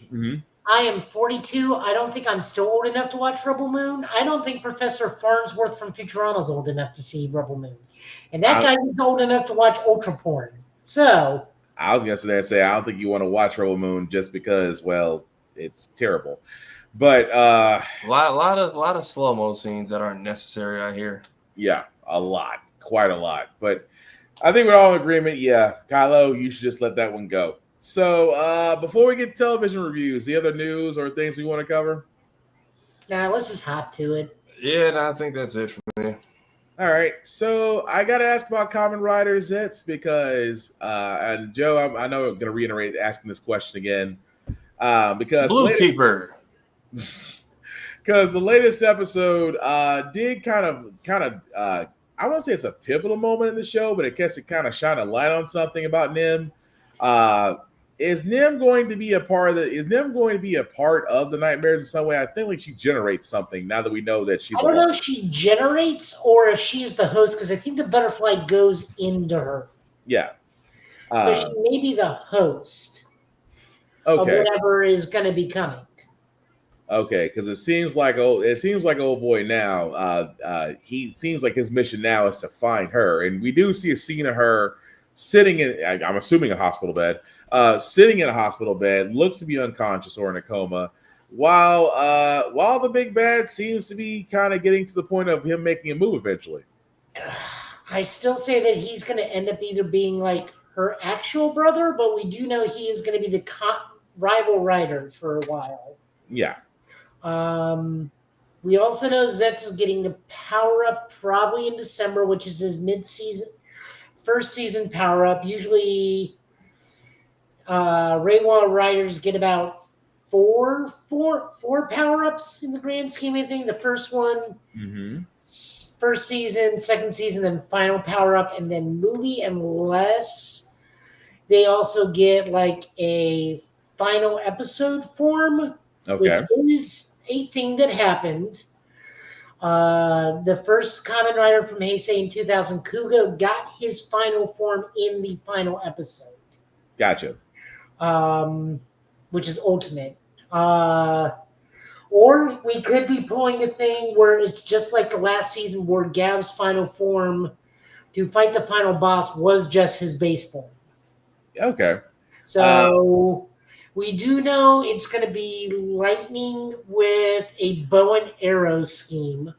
I don't know too much beyond that. It's going to be yellow because we have blue, green, purple, and red. So I think the first power-up is going to be yellow. For this episode in particular, just more filling out the world, which is fine.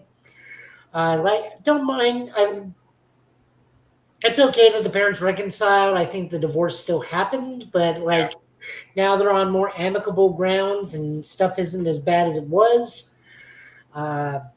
Still hilarious that those two are just living in that apartment space now. Yeah. Or the mission space. I don't think they're leaving anytime soon.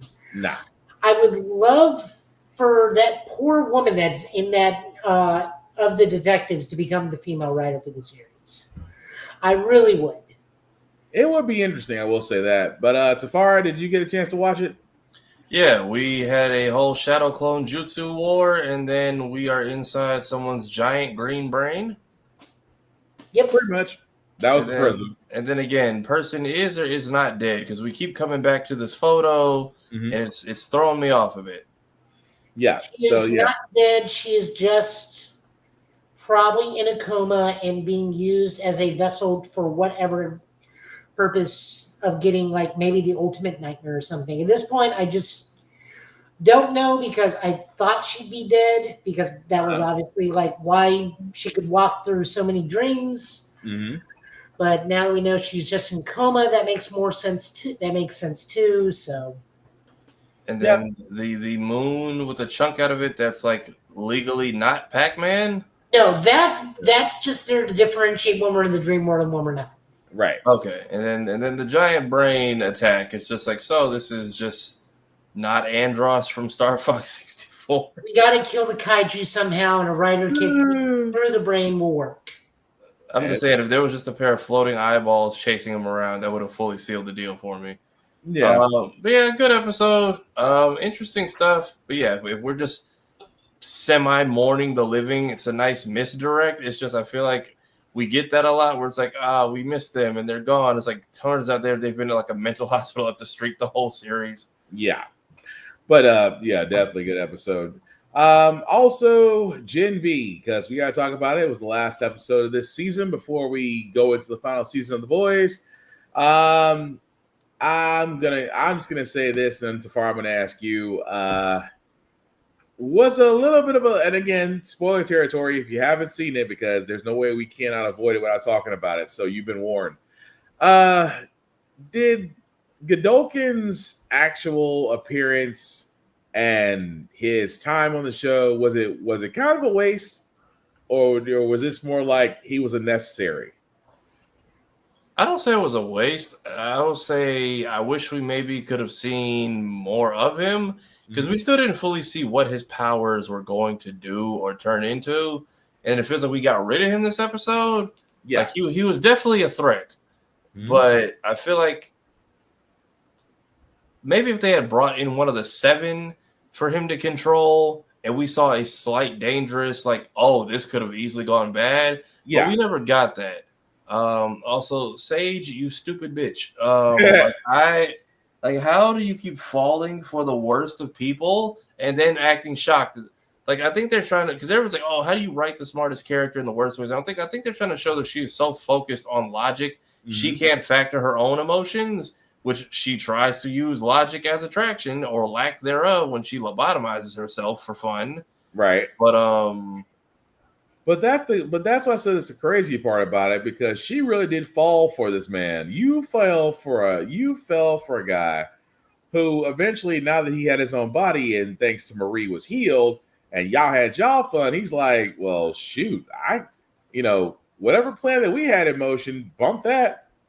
Because it's like I got what I need, and she's like, but I love you. He goes, and okay, I don't like this version of you. Which I was like, oh, there it is. I was like, he comes from the pre-segregation era and was a neo-Nazi. Like, why are we? Honestly, I was waiting for like nothing but slurs and obscenities to come out once he got his body back, and I was shocked that they didn't. But the fact that she even went in there when she's talking to Polarity, which, by the way, rest in peace, Doug. You were too good for this world. I was hoping Doug and Huey would meet because I'm like, that's the only person who could talk you through this trauma you've been through. Yep.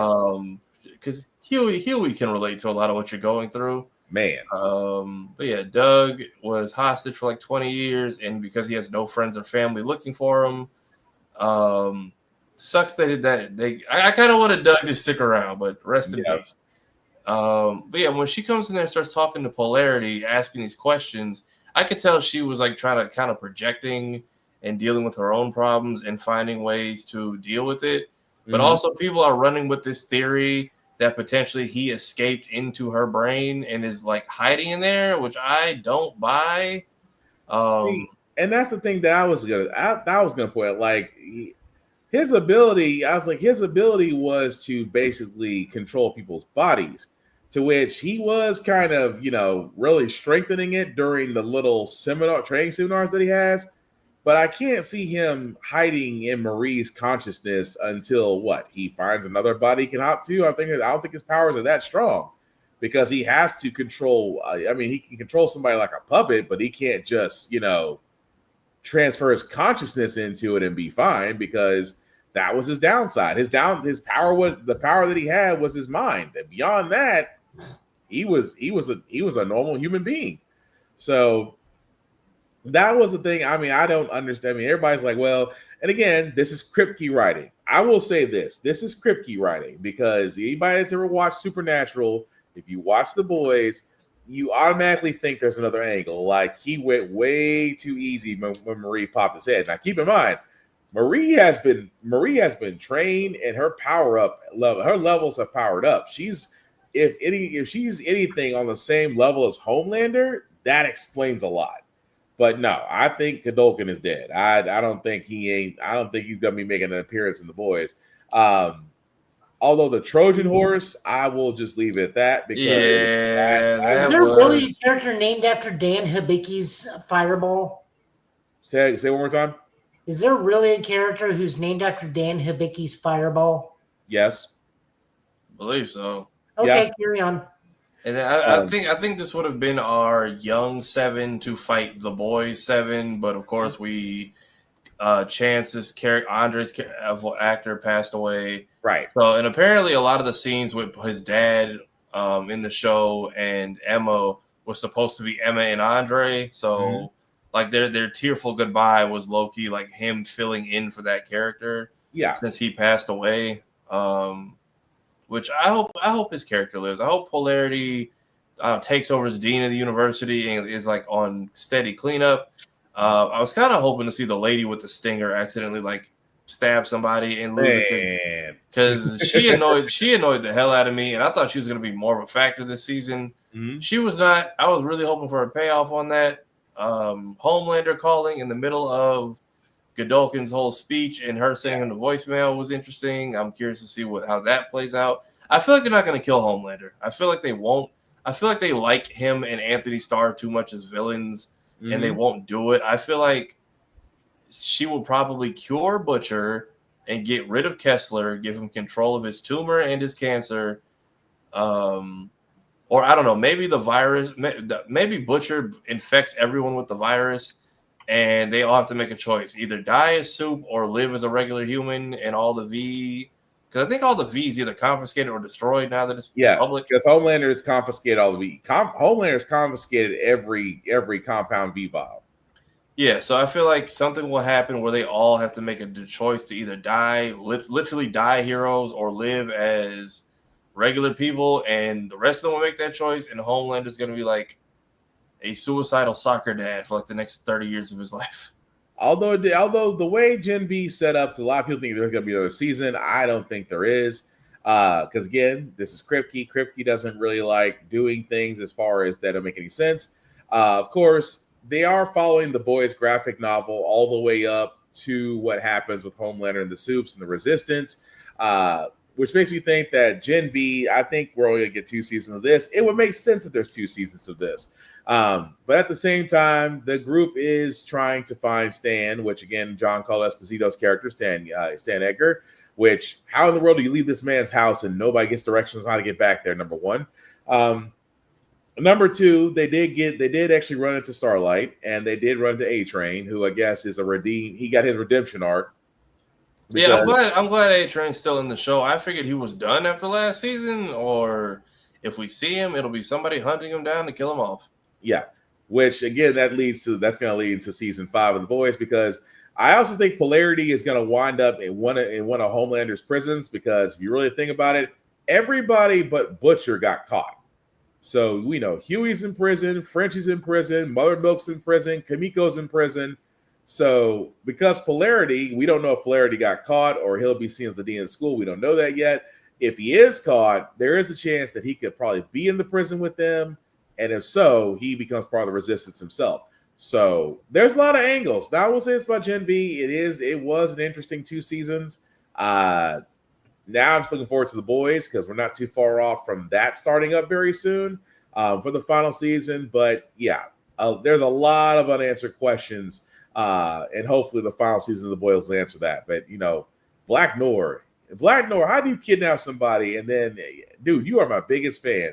You came this close to shish kebabbing him when you were trying to get Doug, but and then taking a selfie with a peace sign up. That just because Polarity is actually like a serious movie star. Yeah. And he does have like a fan base. So I stopped rewatching season 1 recently. I'm like, all right, I have to remember he is like all glitz and glam. So I guess the job was just to get him out of the way versus killing him, which is fine. But Doug was a loose end.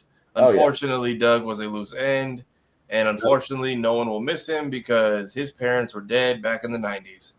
Although my man just wanted to deliver pizzas and repair VCRs for a living. Although Sister Sage, girl, for a smart woman, you make some dumb decisions, but I think she's gonna wind up. She's probably gonna be the wind up the linchpin that takes Homelander down. But again, that's just What is your angle, lady? Because I get that it's not what you say it is, but you also keep making your own dumb personal choices, and they are all very self-inflicted and easily avoidable. Very much. But yeah, let us know what you guys think of Gen V as well as Kamen Riders Eats as we move on to anime reviews. So, gentlemen, any anime reviews that we want to bring up for the week? And My Hero Academia is great. If you have not caught up, now is the time. Last episode was cinematic quality, and then I think we either today or tomorrow are getting more backstory on this man who is not related to Bakugo, but very much reminds All For One of who he is. Yep. Getting more legit canonization of all 4 movies, and then finding out that because I fully expected everybody to die when I first read this, but the fact that All Might and Edgeshot survived and they were given at least legitimate reasons why. Yeah. So now it's Deku versus Shigaraki, Bakugo versus All For One. We have set up literally our last 2 fights, and then we are just gonna go. Hopefully, just animated fun for here. And One Punch Man is One Punch Man needs to hurry up and get to the fighting. I'm sorry. Everybody keeps saying, "Oh, wait for the fight season." And I'm like, if those are bad too, what's the goalpost gonna move? Because Invincible did the same thing that they did with that slide, and everybody wanted heads to roll. So make it make sense. I'm sorry. I will say about One Punch Man, you are 2 episodes in, and we still have yet to get to the Monster Association. I mean, you got Garou right there, and Saitama's right there. Why have we not? But again, like I said, I hurry up and get to the fight. But I'm sorry. Go ahead, Tafara. No, that's pretty much it. Like it's I don't know how much further we're gonna get through this season. I really would like their final face-off to happen this season, but if it's going to be this quality, but please, I don't want to wait another 5 years for season 4 because we managed to, because it's from the same creator. We got literally all of Mob Psycho between seasons 1 and 3 of this show. And I get it. Studio, what was it? I think it was Madhouse who did the first season. Yeah. And then somebody clearly bought them out and threw a bunch of money at them to animate anything else. But my God, man, it's also I don't think the animators needed the hassle they got because the guy quit Twitter, left his account, but this could have been done a lot better, man. I'm praying it gets better, but if the fight scenes are trash, I'm curious to see how people flail and try to defend it next week. I say this as a fan. I've been reading the webcomic and the manga. When it got serialized, I was there for the first episode of the show. I don't know, man. I would like it to be better. We'll see. Fire Force, please hurry back. Right. Joe, what about you? Well, naturally, we're going to talk about some Digimon. So, really good. Animation still going strong. We get to see what a lot of people are thinking is Dark Digimode. Or Dark Digivolution, I don't think it is. I think just this season, if you channel a lot of anger into your E-Pulse, you're going to get some really angry Digimon. Okay. Really good. Tojima wants to be a Kamen Rider. We get another dude who really, really likes Kamen Rider and ended up living near a chakra grunt who is just a benign chakra grunt. He's like, Mm-hmm. I just want to chill here. I'm not hurting anybody. And the homeowners association, which are really the true villains in life, Yeah. just go up on and it's like, hey, all this vegetation is too much. You need to like either scale it back or we're going to have you leave. Yeah. And then the homeowner association, again, as I reiterate, the true villains in life, hire the local Yakuza to try to force him to do it. It doesn't help go well for him. But I feel bad for the poor dude. He's like, all right, well, I guess I can't live here. Everything's going to burn up in flames. And then we learned that dude's girlfriend is super special. I do give props for her being the design of the original 1960s Shocker women combatants. Yeah. There are 2 variations. So props to them on that one. Tojima's just hilarious because now he's got friends. Mm-hmm. Which is the best thing ever. That man does not know how to talk to anybody. Unless it's about Shocker or thing. So I don't know if he is just neurodivergent as all shit, all hell like I am. Mm-hmm. But I can hold my own in conversations beyond just one topic. But may I have need to get out more. Your number line so we can share? I'm sorry. It's that part still gets me. I'm sorry. He's never asked anyone to like be on his friend's list on his phone. He just doesn't know what he's doing. It is the teacher. Teacher is very attractive. Oh, that one student's going to Kojima really doesn't care about her being attractive. He just cares the fact that she's a writer fan like him and he doesn't know how to talk to people. Pretty much. But yeah, that was definitely interesting. I'm sorry, but go ahead. What other ones you got? And of course, my ask one final thing. We got the prince from the Dragon Kingdom, and he's just like, "I love you," and she's like, "I will eat you in every part of your body until you go the hell away." I mean, but I'll still use my God's blessing ability on me and nullify all the damage. Like, let me knee you in the face you can't stand anymore, and then toss you back to your kingdom, literally. That was I love the dragon. God, I miss that poor dragon. Goes for the bite. She's like, no, down, bad boy. Yeah, that part was literally on the ground. He's no longer knocked out midway through her beating the shit out of the prince. Mm-hmm. He's just laying on the ground, slightly crying. Yo, he's like, you can nullify damage. Really? Let's find out. Just oh, they got it. I mean, I did not think I would be enjoying that as much as I do. But may I ask for one final thing? It's funny as hell. But what else you got, Joe? Anything else? Campfire Cooking in Another World gets to teach us how to make some pretty good pot roast. Mm-hmm. We just are replacing pot roast with dragon meats, but you still get a pretty decent recipe out of it. Mm-hmm. What else am I watching? Oh, I started watching Apothecary Diaries. You know, that show caught me way more than I expected it to. I am on episode 6. I had promised Lady Mandalore I will watch Apothecary Diaries because she swears by it, and I said I promised her I would watch an episode, so I got to start watching that on Crunchyroll soon. I love that she tells the blue concubines, like, look, you got the red one beat, hands down, in one particular area. Mm-hmm. I'm gonna just come here. Let me tell you some secrets. And it's like, because I used to live near a brothel and work there as like a doctor and whatnot, or whatever herb gatherer and whatnot at the brothel. Come here. And then you just see her like girls on full display, like blue concubine lady, just like on full display now. And then the baby came right after. Damn. Huh? I said, then the baby came right after. No, this is after the baby passed away. No, I'm saying, didn't she get another baby? Like I don't know. I'm on episode 6. Oh, right. Never mind. I do also appreciate like when he finally. How far is that after they find out she can read? Oh yeah, that's well after. This is right where they find out that she's been purposely giving herself freckles so that she. Yeah. So she wouldn't get kidnapped. All concubine court in the main palace. Yeah, I will say there's a lot of stuff we're just like, are we just not going to talk about that next episode?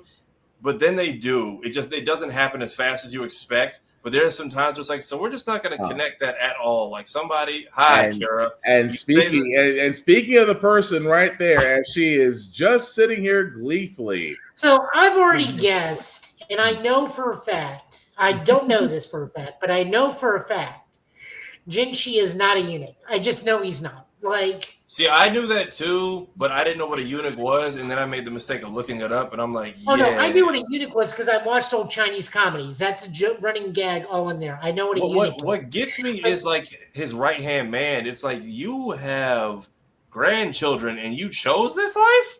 Like unless they just stopped working and you couldn't use it for anything more than peeing, then I get it. But like you willingly chose this late in life to become a eunuch because money, I guess. Wow. I can understand young men who get brought in to be eunuchs. He doesn't look it, but he is a grandfather who's like, yeah, I became a eunuch recently to work in. I'm like, but why? Knowing money to take care of his family. I guess, but no, you did it for 3 generations without this so far. So what's the change now, Grandpa? I have got to start watching this. Family taxes are going up. It's a different kingdom, different ruling management. But no, I know Jinshi, like right off the bat, the moment it's like, oh, he's not a eunuch. Now he was there to test everybody's loyalty for the emperor. I have so got to start watching this. It's the fact that he like. I didn't realize that the servant girls, I guess, either are kidnapped too early or like just can't or aren't taught anything. Kira says that no one confirmed he's a eunuch either. This is also true. I just knew he wasn't. Like right off the bat, it's like, nah, you're here for a different purpose. He's a little too fresh for my liking. I remember what I said, Kira. I will start watching it right along with everybody else. I remember. But I do think it was funny when he was trying to he basically wanted to call her out, and he literally writes on he brings the girls in the room and writes on a piece of paper, "You with the freckles, don't move." And she realizes she's the only one who can read the shit, and everyone else is just like, all right, and leaves. And she's like, well, I'm caught. Damn. No, she's like, if I leave now, they won't catch me. She's like, no. You knew what I wrote. That's why you paused. Okay, so I definitely know I need to start watching this. Well, I guess the only thing I can add to it because here's the thing. Here's what'll get you. Okay. She is. Remember all those goofy noises Soletta would make in Witch from Mercury? Yeah. Yeah, instead of tanuki noises, she makes random cat noises. Just like random girl cat sounds. Instead of random tanuki sounds. And it's not to be like comedic or anything. It is to be, some of it is to be comedic. Because she literally has little kitty ears in chibi mode sometimes. I will reserve judgment until I start watching it. Oh no, it's fantastic. It's just one of those things of she gets excited. The animation on some of the subtle movements in this thing is gorgeous. Yeah, because they don't have a lot of action to animate. Like every now and then. It's not my job to sell him. That's your job, Kira.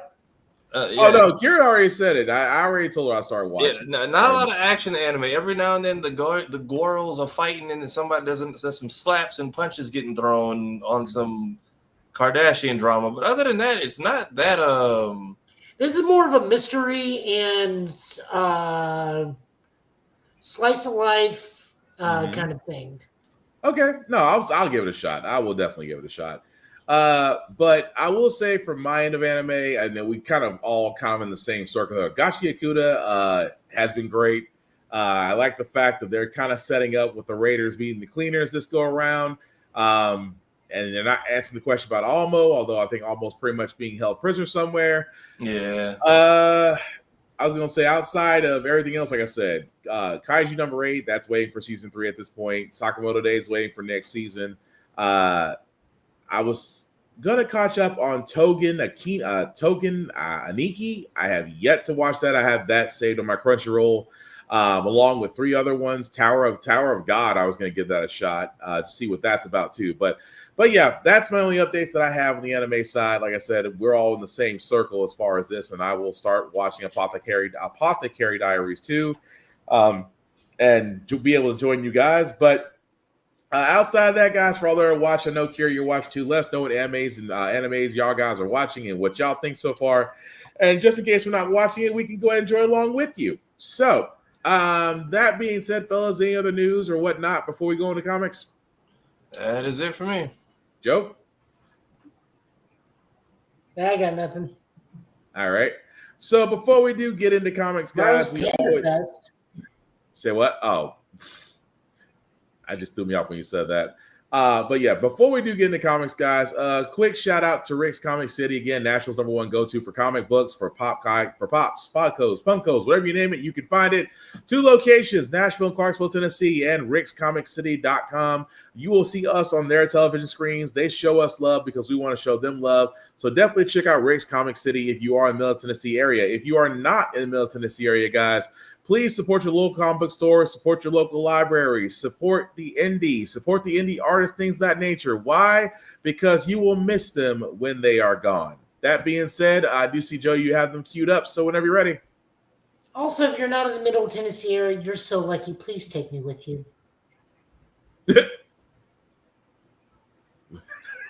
Just why?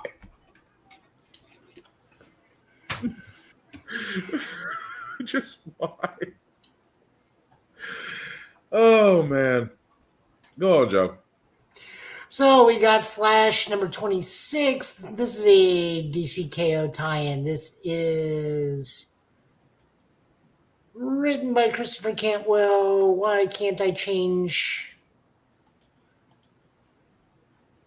Is it really going to do this to me already this early in the game? Sounds like it. Although for that one, that's no, you're good, because I was going to say that was the one where I guess they're trying to explain how the Flash wound up in the same area and in Impulse, which Impulse is always an interesting character in the Flash world, but no, that was definitely, like I said, if you have not read any of DCKO, I highly recommend that you do. It says DC's next grand event.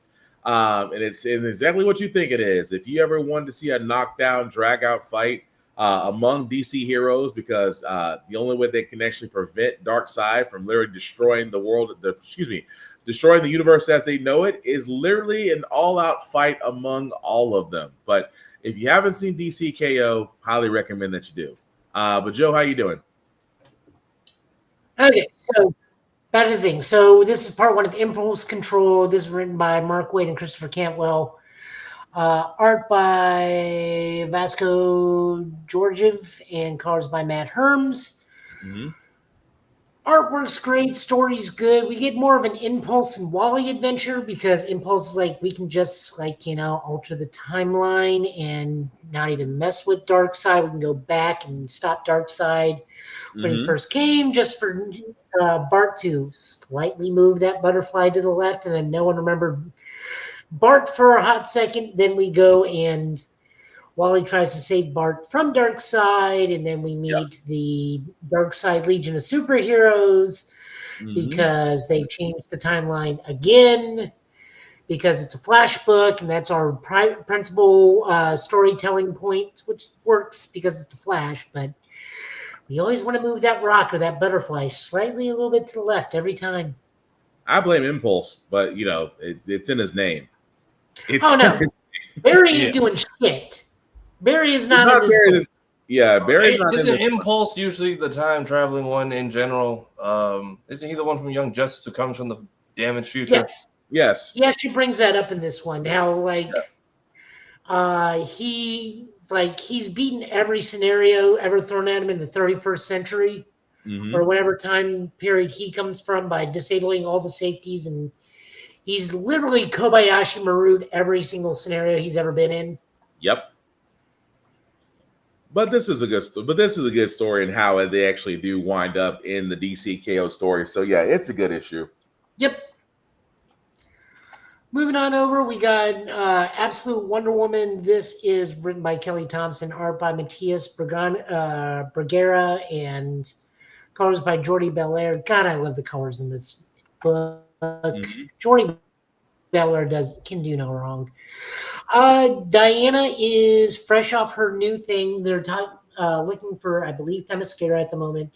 But an energy being keeps coming in, and Diana keeps going out and fighting it and causing more destruction than she needs to on accident. Like, all of this is literally collateral damage, and she's just figuring out. And we learn in this issue, it's literally the price she is paying for being on not in Hades.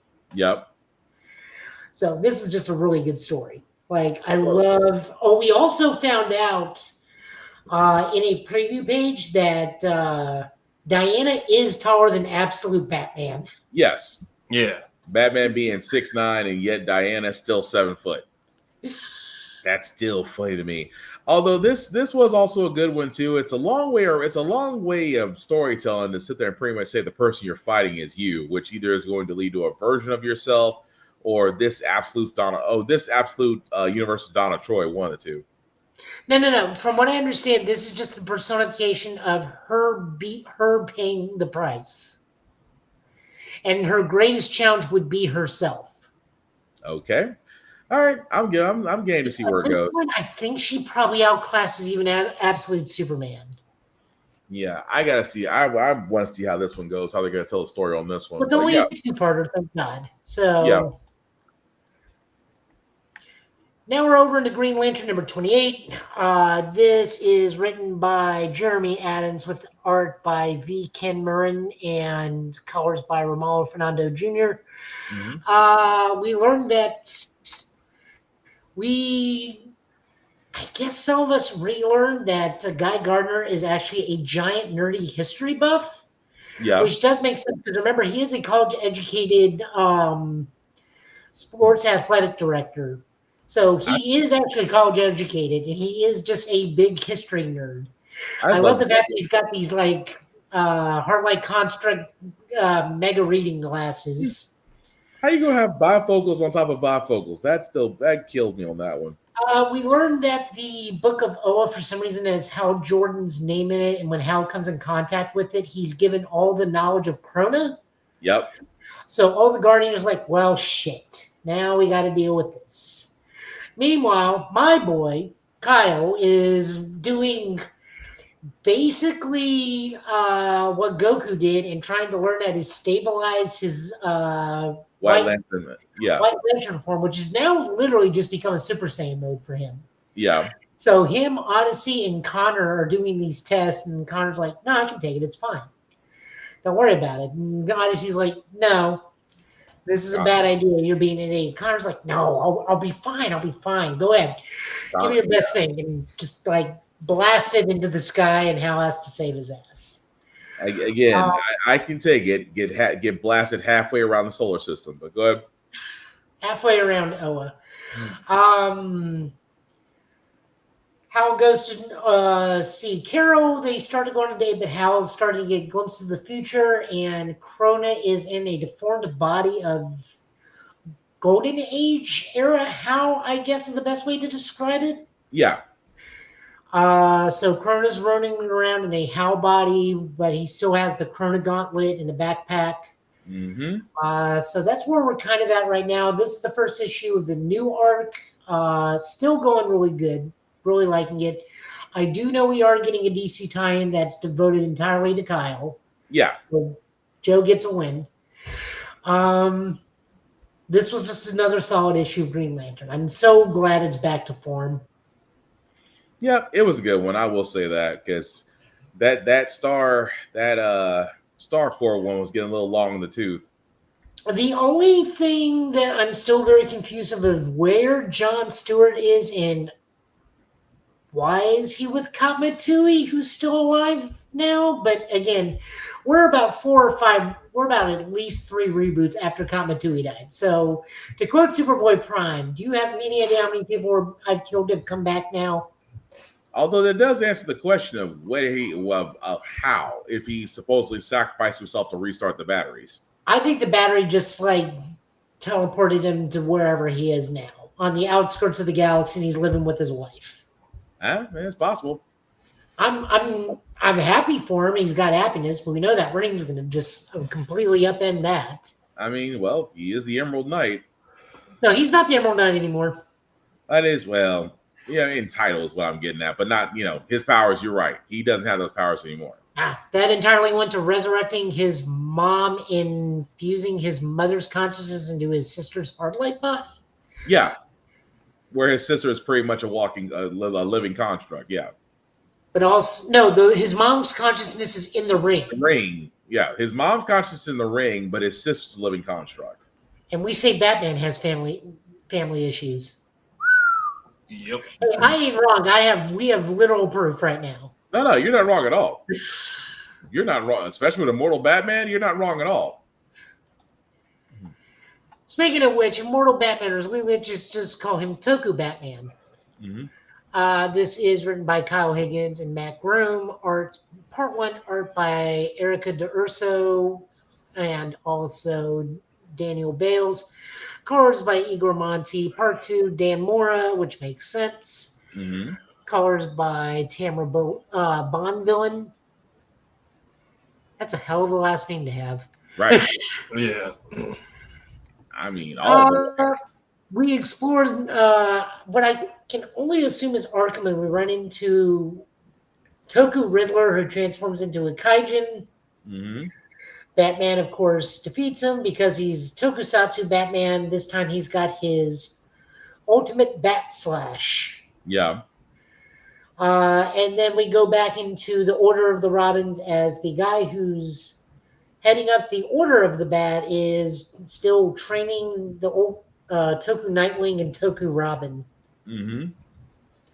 Which is, like I said, it's an interesting story. I will say, I want to still keep up with this. It's an interesting way of how they're doing this. Still haven't answered the question of why there's so many Waynes, but I'm assuming that question is eventually going to get rid of that answer. Yeah, this went into his backstory more, and Alfred was a robot just called Pennyworth with the obvious numbers in place of letters, and apparently Thomas Elliot is one of the head of the Orders of the Bat. Yeah. So I'm hoping they explain, because I'm like, yeah, I gotta ask that same question, like how? But that's just where I am. It's not. If we can keep doing Toku Batman, I'm good. Yeah. We got DC KO tie-in with Superman. This is written by Josh Williamson, art by Eddie Burrows and Eber Ferreira, colors by Alejandro Sanchez. So Superman does what Superman does. Goes and meets like, yo, Dad. Yo, Crystal Dad. What'd this be? Crystal Dad. I don't know. I'm a computer program. Goes to Superman. Goes to the new LexCorp, which is still technically Supercorp. Yo, we're building arcs. Meanwhile, Lois. Hey, Crystal father-in-law. What up? And then she breaks the program, and then Laura comes out and is like, all right, look. Jorel's kind of just thing. I actually was a research archiver. I know this. I'm still laughing about the Crystal Dad. I'm sorry. That's going to be in my head for a second. Crystal mom-in-law. Spill the beans. Crystal mom-in-law. Sure. And then all of a sudden, Superboy Prime comes crashing in, and then she's followed by Darkseid Legionnaire Sun Woman. Hey, Bama. And then Superwoman gets to come back. Oh man, but yeah, that does. Yeah, the fact that he gets she in Superboy out of nowhere, just like, so you blasted her with sun rays and basically re-triggered her abilities. Nice. Interesting issue. I will say that for it to lead into the DCKO. But yeah, it was good. It was a good one. I just love that Lois is through. Lois being Lois breaks the system and activates mother-in-law mode. That was funny. It's like, look, I love my husband, but he just didn't do too much in history. He's a scientist. Girl talk. I know what's up. Here's the download. Here's the download. It was almost like it was almost like a rage quit without the rage. Like, I'm just gonna break the program so the real program could show up. But either way, good issue. Yep. Moving over into Marvel, we got Radioactive Spider-Man. This is written by Joe Kelly, art by Kev Walker, colors by Chris Sotomayor. Things have not been good, Pete, in the bizarre alternate future that is the Age of Revelation. His healing factor is trying its hardest to take on the X virus that is attempting to kill him. So the more radioactive he becomes, the better it fights his virus. But as a result, mutant appendages. He's also, I guess, every one of his friends are dead. Yeah. He's hooked up with Celia Reyes from, if you remember the New Mutants movie. Mm-hmm. The doctor there, they're now a couple. He's just like trying to be Pete in this kind of awful world. Also, somehow one of Pete's relatives is still alive and possibly a mutant. I had to give it another issue. This one kind of felt a little on the weird It side. was I know good until that reveal. it was. I will give it. I will give another issue. It's a weird one for me. I will say that. I said it wasn't bad until that reveal. It can't be worse than Mary Jane being Venom. No, that one kind of makes sense in the grand scheme of things. This one doesn't. Is this what he thought was going to happen to him in the animated series when he went to go see the X-Men? Yes. Almost. But it also turns out Aunt May is also a mutant. Mm-hmm. Which again, that's where it just of all the things. Yeah, that was the weird. That was the left. That was the curveball at the end of the issue. It's like, yeah. Okay. It almost was unnecessary, but that's just my opinion. No, you're not wrong. Mm-hmm. Moving on over to Spidey's, we got Miles number 39. This is written by Cody Ziegler, art by Luigi Zagaria, colors by Brian Valencia. This is the finale for Thick as Thieves. Everyone gets to take on Black Obsidian. Mm-hmm. And this also has fallout from Ultimate Spider-Man Incursion. So Miles gets hit on, has to stumble for the fact that he has a girlfriend. Yeah. He's like, oh, that's cute. It's like, I was like, how do you get Scott? How does Black Cat seem to scold every Spider-Man? It's like, oh, that's why. No wonder you and your predecessor have so much in common. Y'all both flounder. Yep. Just a solid issue all around. I like Misty doing some stuff. Black Obsidian's hilarious. I love the fact that he calls me. I was like, Carl is a legitimate name. Mm-hmm. Although Misty Knight still being funny, I got taken got saved by the spirit animal. Was like, you startle me again, I'll have a new coat. I was like, dang. Oh no, my favorite thing is where it's like, did you just get hit by Obsidian? Did you just get beat by Obsidian Black? You shut the hell up. Pretty much. It's like, you want to lose your job, intern? Sorry, ma'am. I hope Misty makes some kind of comeback with these revivals that we are getting and all these characters coming back. She's a mainstay character in the Miles book. Yeah. I believe what I'm saying. Live action though, they had that girl was Misty Knight, and I just feel bad. Oh yeah, without a doubt. Claire was great for getting the Defenders together, but if she doesn't come back, I don't blame her. I don't think they have much for a character to do. But I look-y felt like they needed an excuse for her and Luke to get together anyway. So I'm just saying, Born Again with Daredevil should have a lot of reveals. Because Misty Knight fighting Kingpin's issues from the inside was also an angle we could use. Yep. So it should be there, but yeah, I'm with you. Misty Knight should be making an appearance in the MCU again because, yeah, she's actually a tie-in with a lot of stories. But I digress. Yep. Oh, we got Ultimate Spider-Man 22. We only got 2 more issues. This kind of sucks. And I don't even think they actually said it was not because Jonathan Hickman wants to end the Ultimate Universe. Marvel is just forcing them to end the Ultimate Universe. Yeah. For no reason, but go ahead. I guess they were tired of Ultimate Spider-Man beating the shit out of their main book. Well, their main book was, you know what? Let me shut up. Go ahead. Well, the main book is a solid read now, but it was not a while ago. Compared to Ultimate? I'm just saying, compared to Ultimate, that's like night and day, but I digress. I guess too many people are going, see what happens when they're married? See what happens when Peter gets to be an adult and have kids? And not always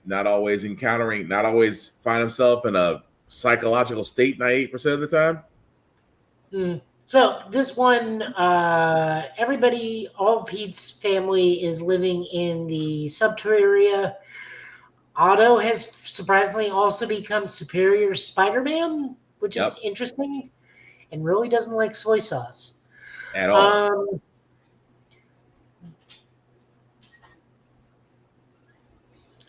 What's his name? Which one? Not Norman. Harry. Harry is coping his best with the potential death of his wife, to his knowledge, but I don't think that's going to stick. Right. And we're just getting ready to go into the final end game where Pete and Harry are going to be taking on Kingpin and Mr. Negative. But it was still a solid issue. But the whole thing with him and his wife, and kind of following I'm not gonna say a specter, but it's almost like a shadow of her. It's like, okay, makes me think that there's something going on there. But no, it was a solid issue. Yeah. Power Rangers Halloween Special. This is written by a lot of people and drawn by a lot of people. Please read here. Putty, for your thoughts. What if Putty but could think and speak? That's creepy. Yep. Terror Toad's Trick or Treat Forever. Adorable artwork. Terror Toad comes back with a neck brace so he can't be hurt from his weakness. That's pretty cool. Pumpkin to sing about. Fun. Candy Cornered. Interesting. Oh no, this was just fun. This was just a fun issue. Yeah. Nothing groundbreaking, nothing shattering. As long as it's not the main 616. Yes, Peter can be happy and be married and have children. Pretty much. But no, that Power Ranger Halloween Special, like I said, it was a fun read. Yep. And specifically for Tafari, we got Sonic the Hedgehog Chaotix 30th Anniversary one-shot. Written story by Daniel Barnes. Pencils by Tracy Yardley. Muro Francisca, Ryan Jopley, and Minho Kim. Colors by Reggie Daniel. This is a museum heist told by different perspectives of the Chaotix members through different art styles. Vector, for whatever reason, chose Sin City, which is some of this, in the grand scheme of things, made it really hard to see. Yep. SPO chose manga style, and Charmy, for whatever reason, kind of look at that one episode of Bluey where it's the kids' doodle drawings. that tracks for Charmy. And it's just a general heist thing. Someone's trying to steal like certain priceless heirlooms. It's a ninja thief who may or may not be one of the staff members of the thing, and everyone, Vector just comes off as far more perceptive as when he usually. Well, Vector actually is a very competent detective. It's just he's constantly having to look under of all things Charmy. Right. Yeah. But like everyone just like dismisses Vector, and no, Vector's actually fairly competent, despite his fairly competent in this issue. Great choice of different artworks. I wished we didn't use Sin City for Vector because that made it really hard to read a little bit.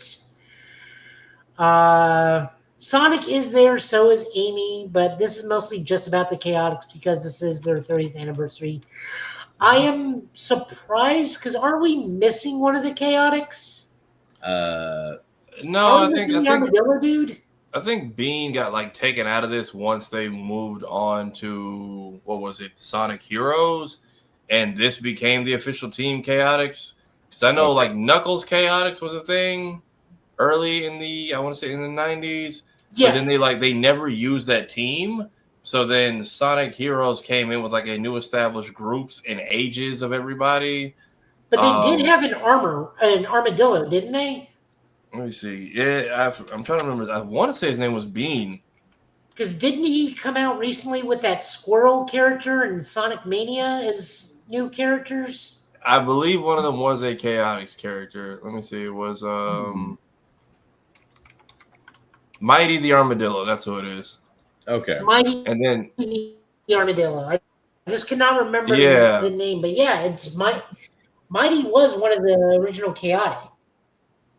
Yeah, I think Mighty might still either be back in their Green Hill area on Mobius or doing whatever. I know that they brought Mighty back for Sonic Mania, but that was because it's kind of a glorified fan project, so somebody who actually remembers they exist.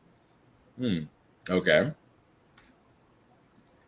So it's kind of like Sonic the Fighters, and Yeah, most because of that it was roster is just Mighty Armadillo and then that squirrel. Glide Let me the see squirrel, I think.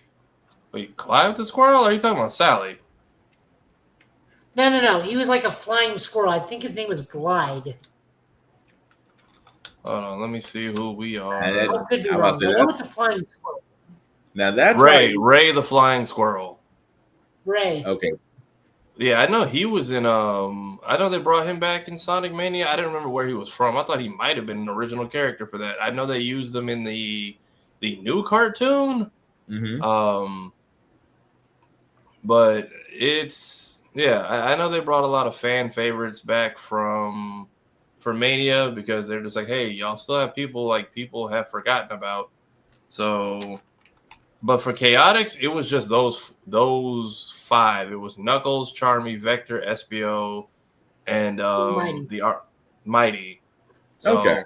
I don't know where Ray fits into the timeline or what his original purpose was, but I think Ray was never really on a team. Gotcha. Okay, but it was still a good issue though. So I will say that because I had to remind myself of Chaos. I kind of forgot about it myself. But yeah, overall it was a good issue. That's all the comics. They were all good reads. Especially the Chaotix one. The Chaotix and Green Lantern were my favorite this week. I'm just trying to figure out. Apparently, is there anything that mentions Vector and Vanilla in this alleged relationship that they apparently have that a bunch of the diehard fans are telling me is a It's thing? in the comic. Yeah, it's actually in the comic that like it's just like I think they're supposed to be secretly dating, Okay. but they're really bad at keeping the secret. The only one that's oblivious is Cream. It's just funny 'cause in like Cross Worlds, there's like a dialogue where if they are rivals, it's like, I think my mom would be real happy if I won. I'm like, what the hell was that supposed to mean? So I've heard that it hasn't been like stated, but it is heavily implied. Nice. Well, but with that being said, guys, we are going to go ahead and call it a wrap on this one. So, as we usually do at the end of the show, we always want to thank you guys for liking, for watching, for letting people know this is live. We certainly appreciate that from the bottom of our hearts. But I'm going to start with the man, the myth, the legend, the guy who will be at Sonic Expo as a content creator. The man has too many names and titles to list, so I'm just going to say Tafara. I want to let people know what you're doing, where they can find you, sir. Yeah, I'm debating on streaming tomorrow because tomorrow will be the 20th anniversary of Call of Duty 2, and story is a lot of fun. I think it's like a 5-hour game. Went through Kingdom Hearts 2.8 today. I'm working on a new skit for Monday, hopefully, so I'm going to try to get that done before we have to fly down to Florida on Wednesday. So I'm going to try to get the crunch really starts now to try to get a lot of stuff done in advance. Sonic Expo, which will be the 7th through the 9th. It'll be me and a bunch of other diehard Hedgehog fans will be there as well. Working on a post tomorrow. Actually, Monday I think will be the last of like the spooky season streams because we'll be finishing up the Telltale Batman series. We've literally burned through everything else this month, and then vacation somewhat, and then we're taking a bit of a break. Left enough of a catalog for y'all to go through. Have fun with that. Tomorrow actually makes a year of the walk and talk stream, so I'm working on trying to put something together for that by the morning. Other than that, yeah, check me out on the socials. I am everywhere that social media can be found. Try to put long form content in shorts almost every other day, so stick around. I'm usually doing something. All right, sweet. Also, the hardest working man this side of healthcare, and if not, you can definitely find him at Middle Tennessee Gaming for all your gaming and TCG top needs. Joe, we'll let people know what you're up to and where they can find you, sir.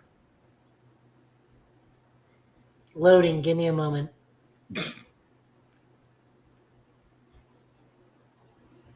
So I'll be at Panda Fest for a little bit tomorrow. I will be back at Middle Tennessee Gaming, as always. Currently learning Flesh and Blood, the TCG, which is very, very fun. Learning Grand Archive, also very fun. Still playing Cardfight Vanguard. Premium's getting ready to happen. Not my favorite format, but I will run amok with giant armored dinosaurs, as I usually do. From there, just streaming Digimon like you would not believe. I'm on chapter 12. I am now able to get ultimates.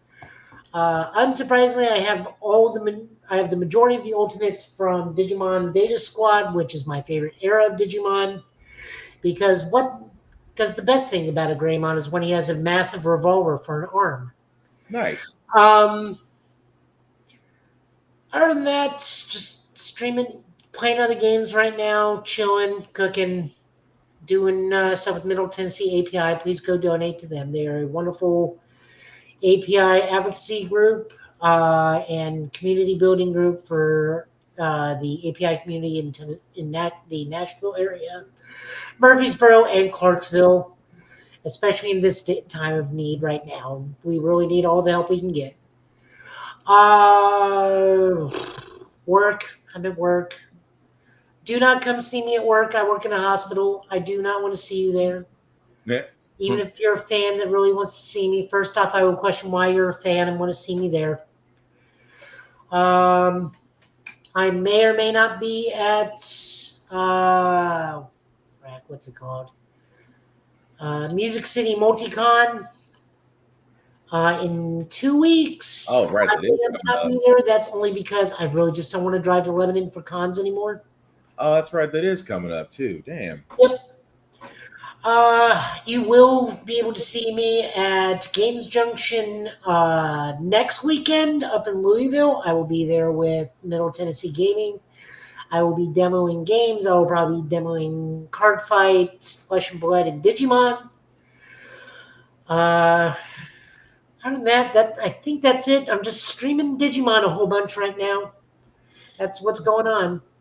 All right. I don't know why that one video had over 400 views and everything else has been like in the 10s and 20s. It's all the same tags. It's strange. I had my Sonic Unleashed was the same thing. The first episode, great. Literally copy and paste for the last two, fraction of that. Yep. That's not even a fraction. I think mine constitutes as a sliver. Damn. Well, before I do get to myself, do want to do shameless plugging. Shout out to APR TV. Why? Because the Get podcast can be seen there along with other shows. You can definitely catch out APR TV on the Roku channel app or Amazon Fire TV. Definitely check them out on other shows. You will not be disappointed.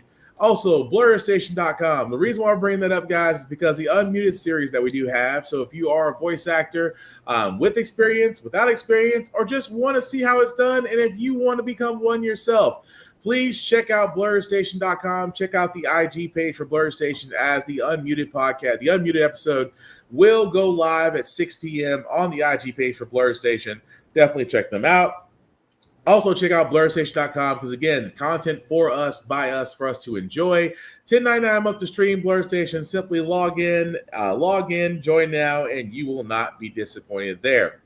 Also, follow us on YouTube at the Gibit Podcast, literally the GB Podcast. If you type that in the search bar, our lovely page does come up. Please like, share, subscribe, hit the notification button. Anytime that we do go live, you will definitely be notified of it, as we will start doing a lot more episodes, a lot more reviews and shorts and things of that nature. But definitely check us out and definitely be notified when we do go live.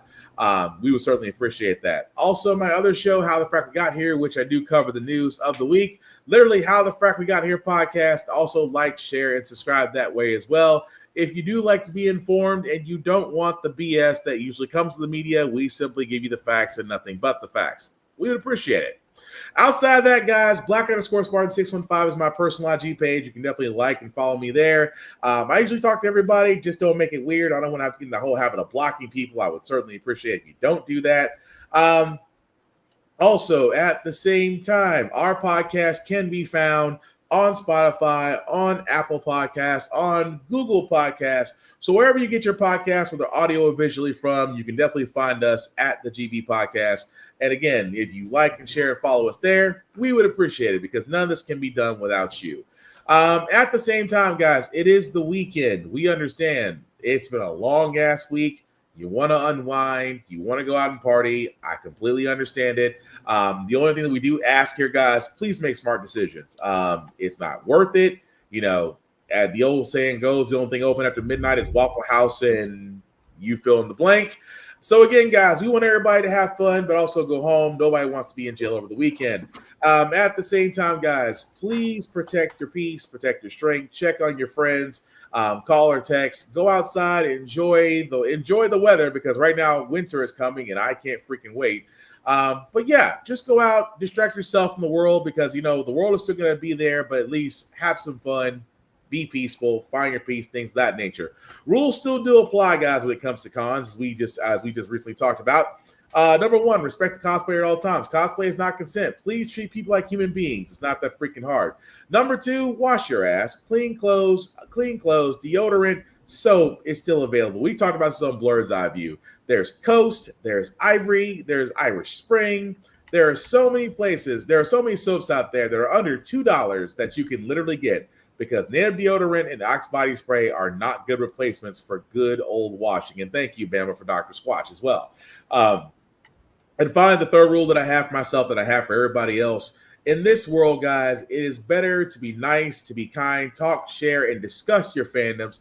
Don't be a dick, and you won't get jumped. At the same time, we'll all be cool. But that being said, guys, as we do wrap this up, next week is Halloween. We will not be live next week. We will actually have a rerun because it's Halloween. That being said, that it is Halloween, guys, again, have fun, be safe out there, because Halloween is just a nice old time to dress up and get free candy. And we all know which spots have the best candy. Also, shout out to my wife, Kelly, for a happy belated birthday. It was actually last weekend. Life was life, and so we didn't really get to celebrate the way I wanted to. So happy birthday, honey. And, thank you for saying yes to marrying me. I really appreciate that. Yeah, happy birthday, Kelly. So with also that being said, guys, again, like I said, we won't be live next week for Halloween, but the week after that, we will come back at the same Get Bit time, same Get Bit channel. And again, like I said, go out, have fun. Oh, I also forgot, stream-wise, I will be starting Ninja Gaiden. Ninja Gaiden 4 will actually start tonight. Ghost of Yotai will actually be starting tomorrow. I completely forgot that. Also, check me out, Black_Spartan, on Twitch as well as YouTube, because they'll be streaming from there. But any last words, guys, before we call tonight, as Joe has already dropped off? Did he? Damn, Joe? I don't know if Joe dropped off or his signal. No, he's back. He's back. I would say mine is luckily holding on. There he is. This page is loading, but the thunderstorm outside, I haven't been able to load any other page. Okay. So the second this show ends, it might go kaput completely. But gotcha. Mine just completely crashed. But yeah, any last words we call tonight, guys? Hey man, play a game, kick your feet up. That too. Yes, John Walker still is not getting a redemption arc, as is the rules on this show. But yeah, with that being said, I've been Spartan, he's been Tafara, he's been Joe. This has been the Give Me Podcast for tonight, guys. Please take care of yourselves, each other, and I promise we will get through this. Live long and prosper, guys. We are out. Peace.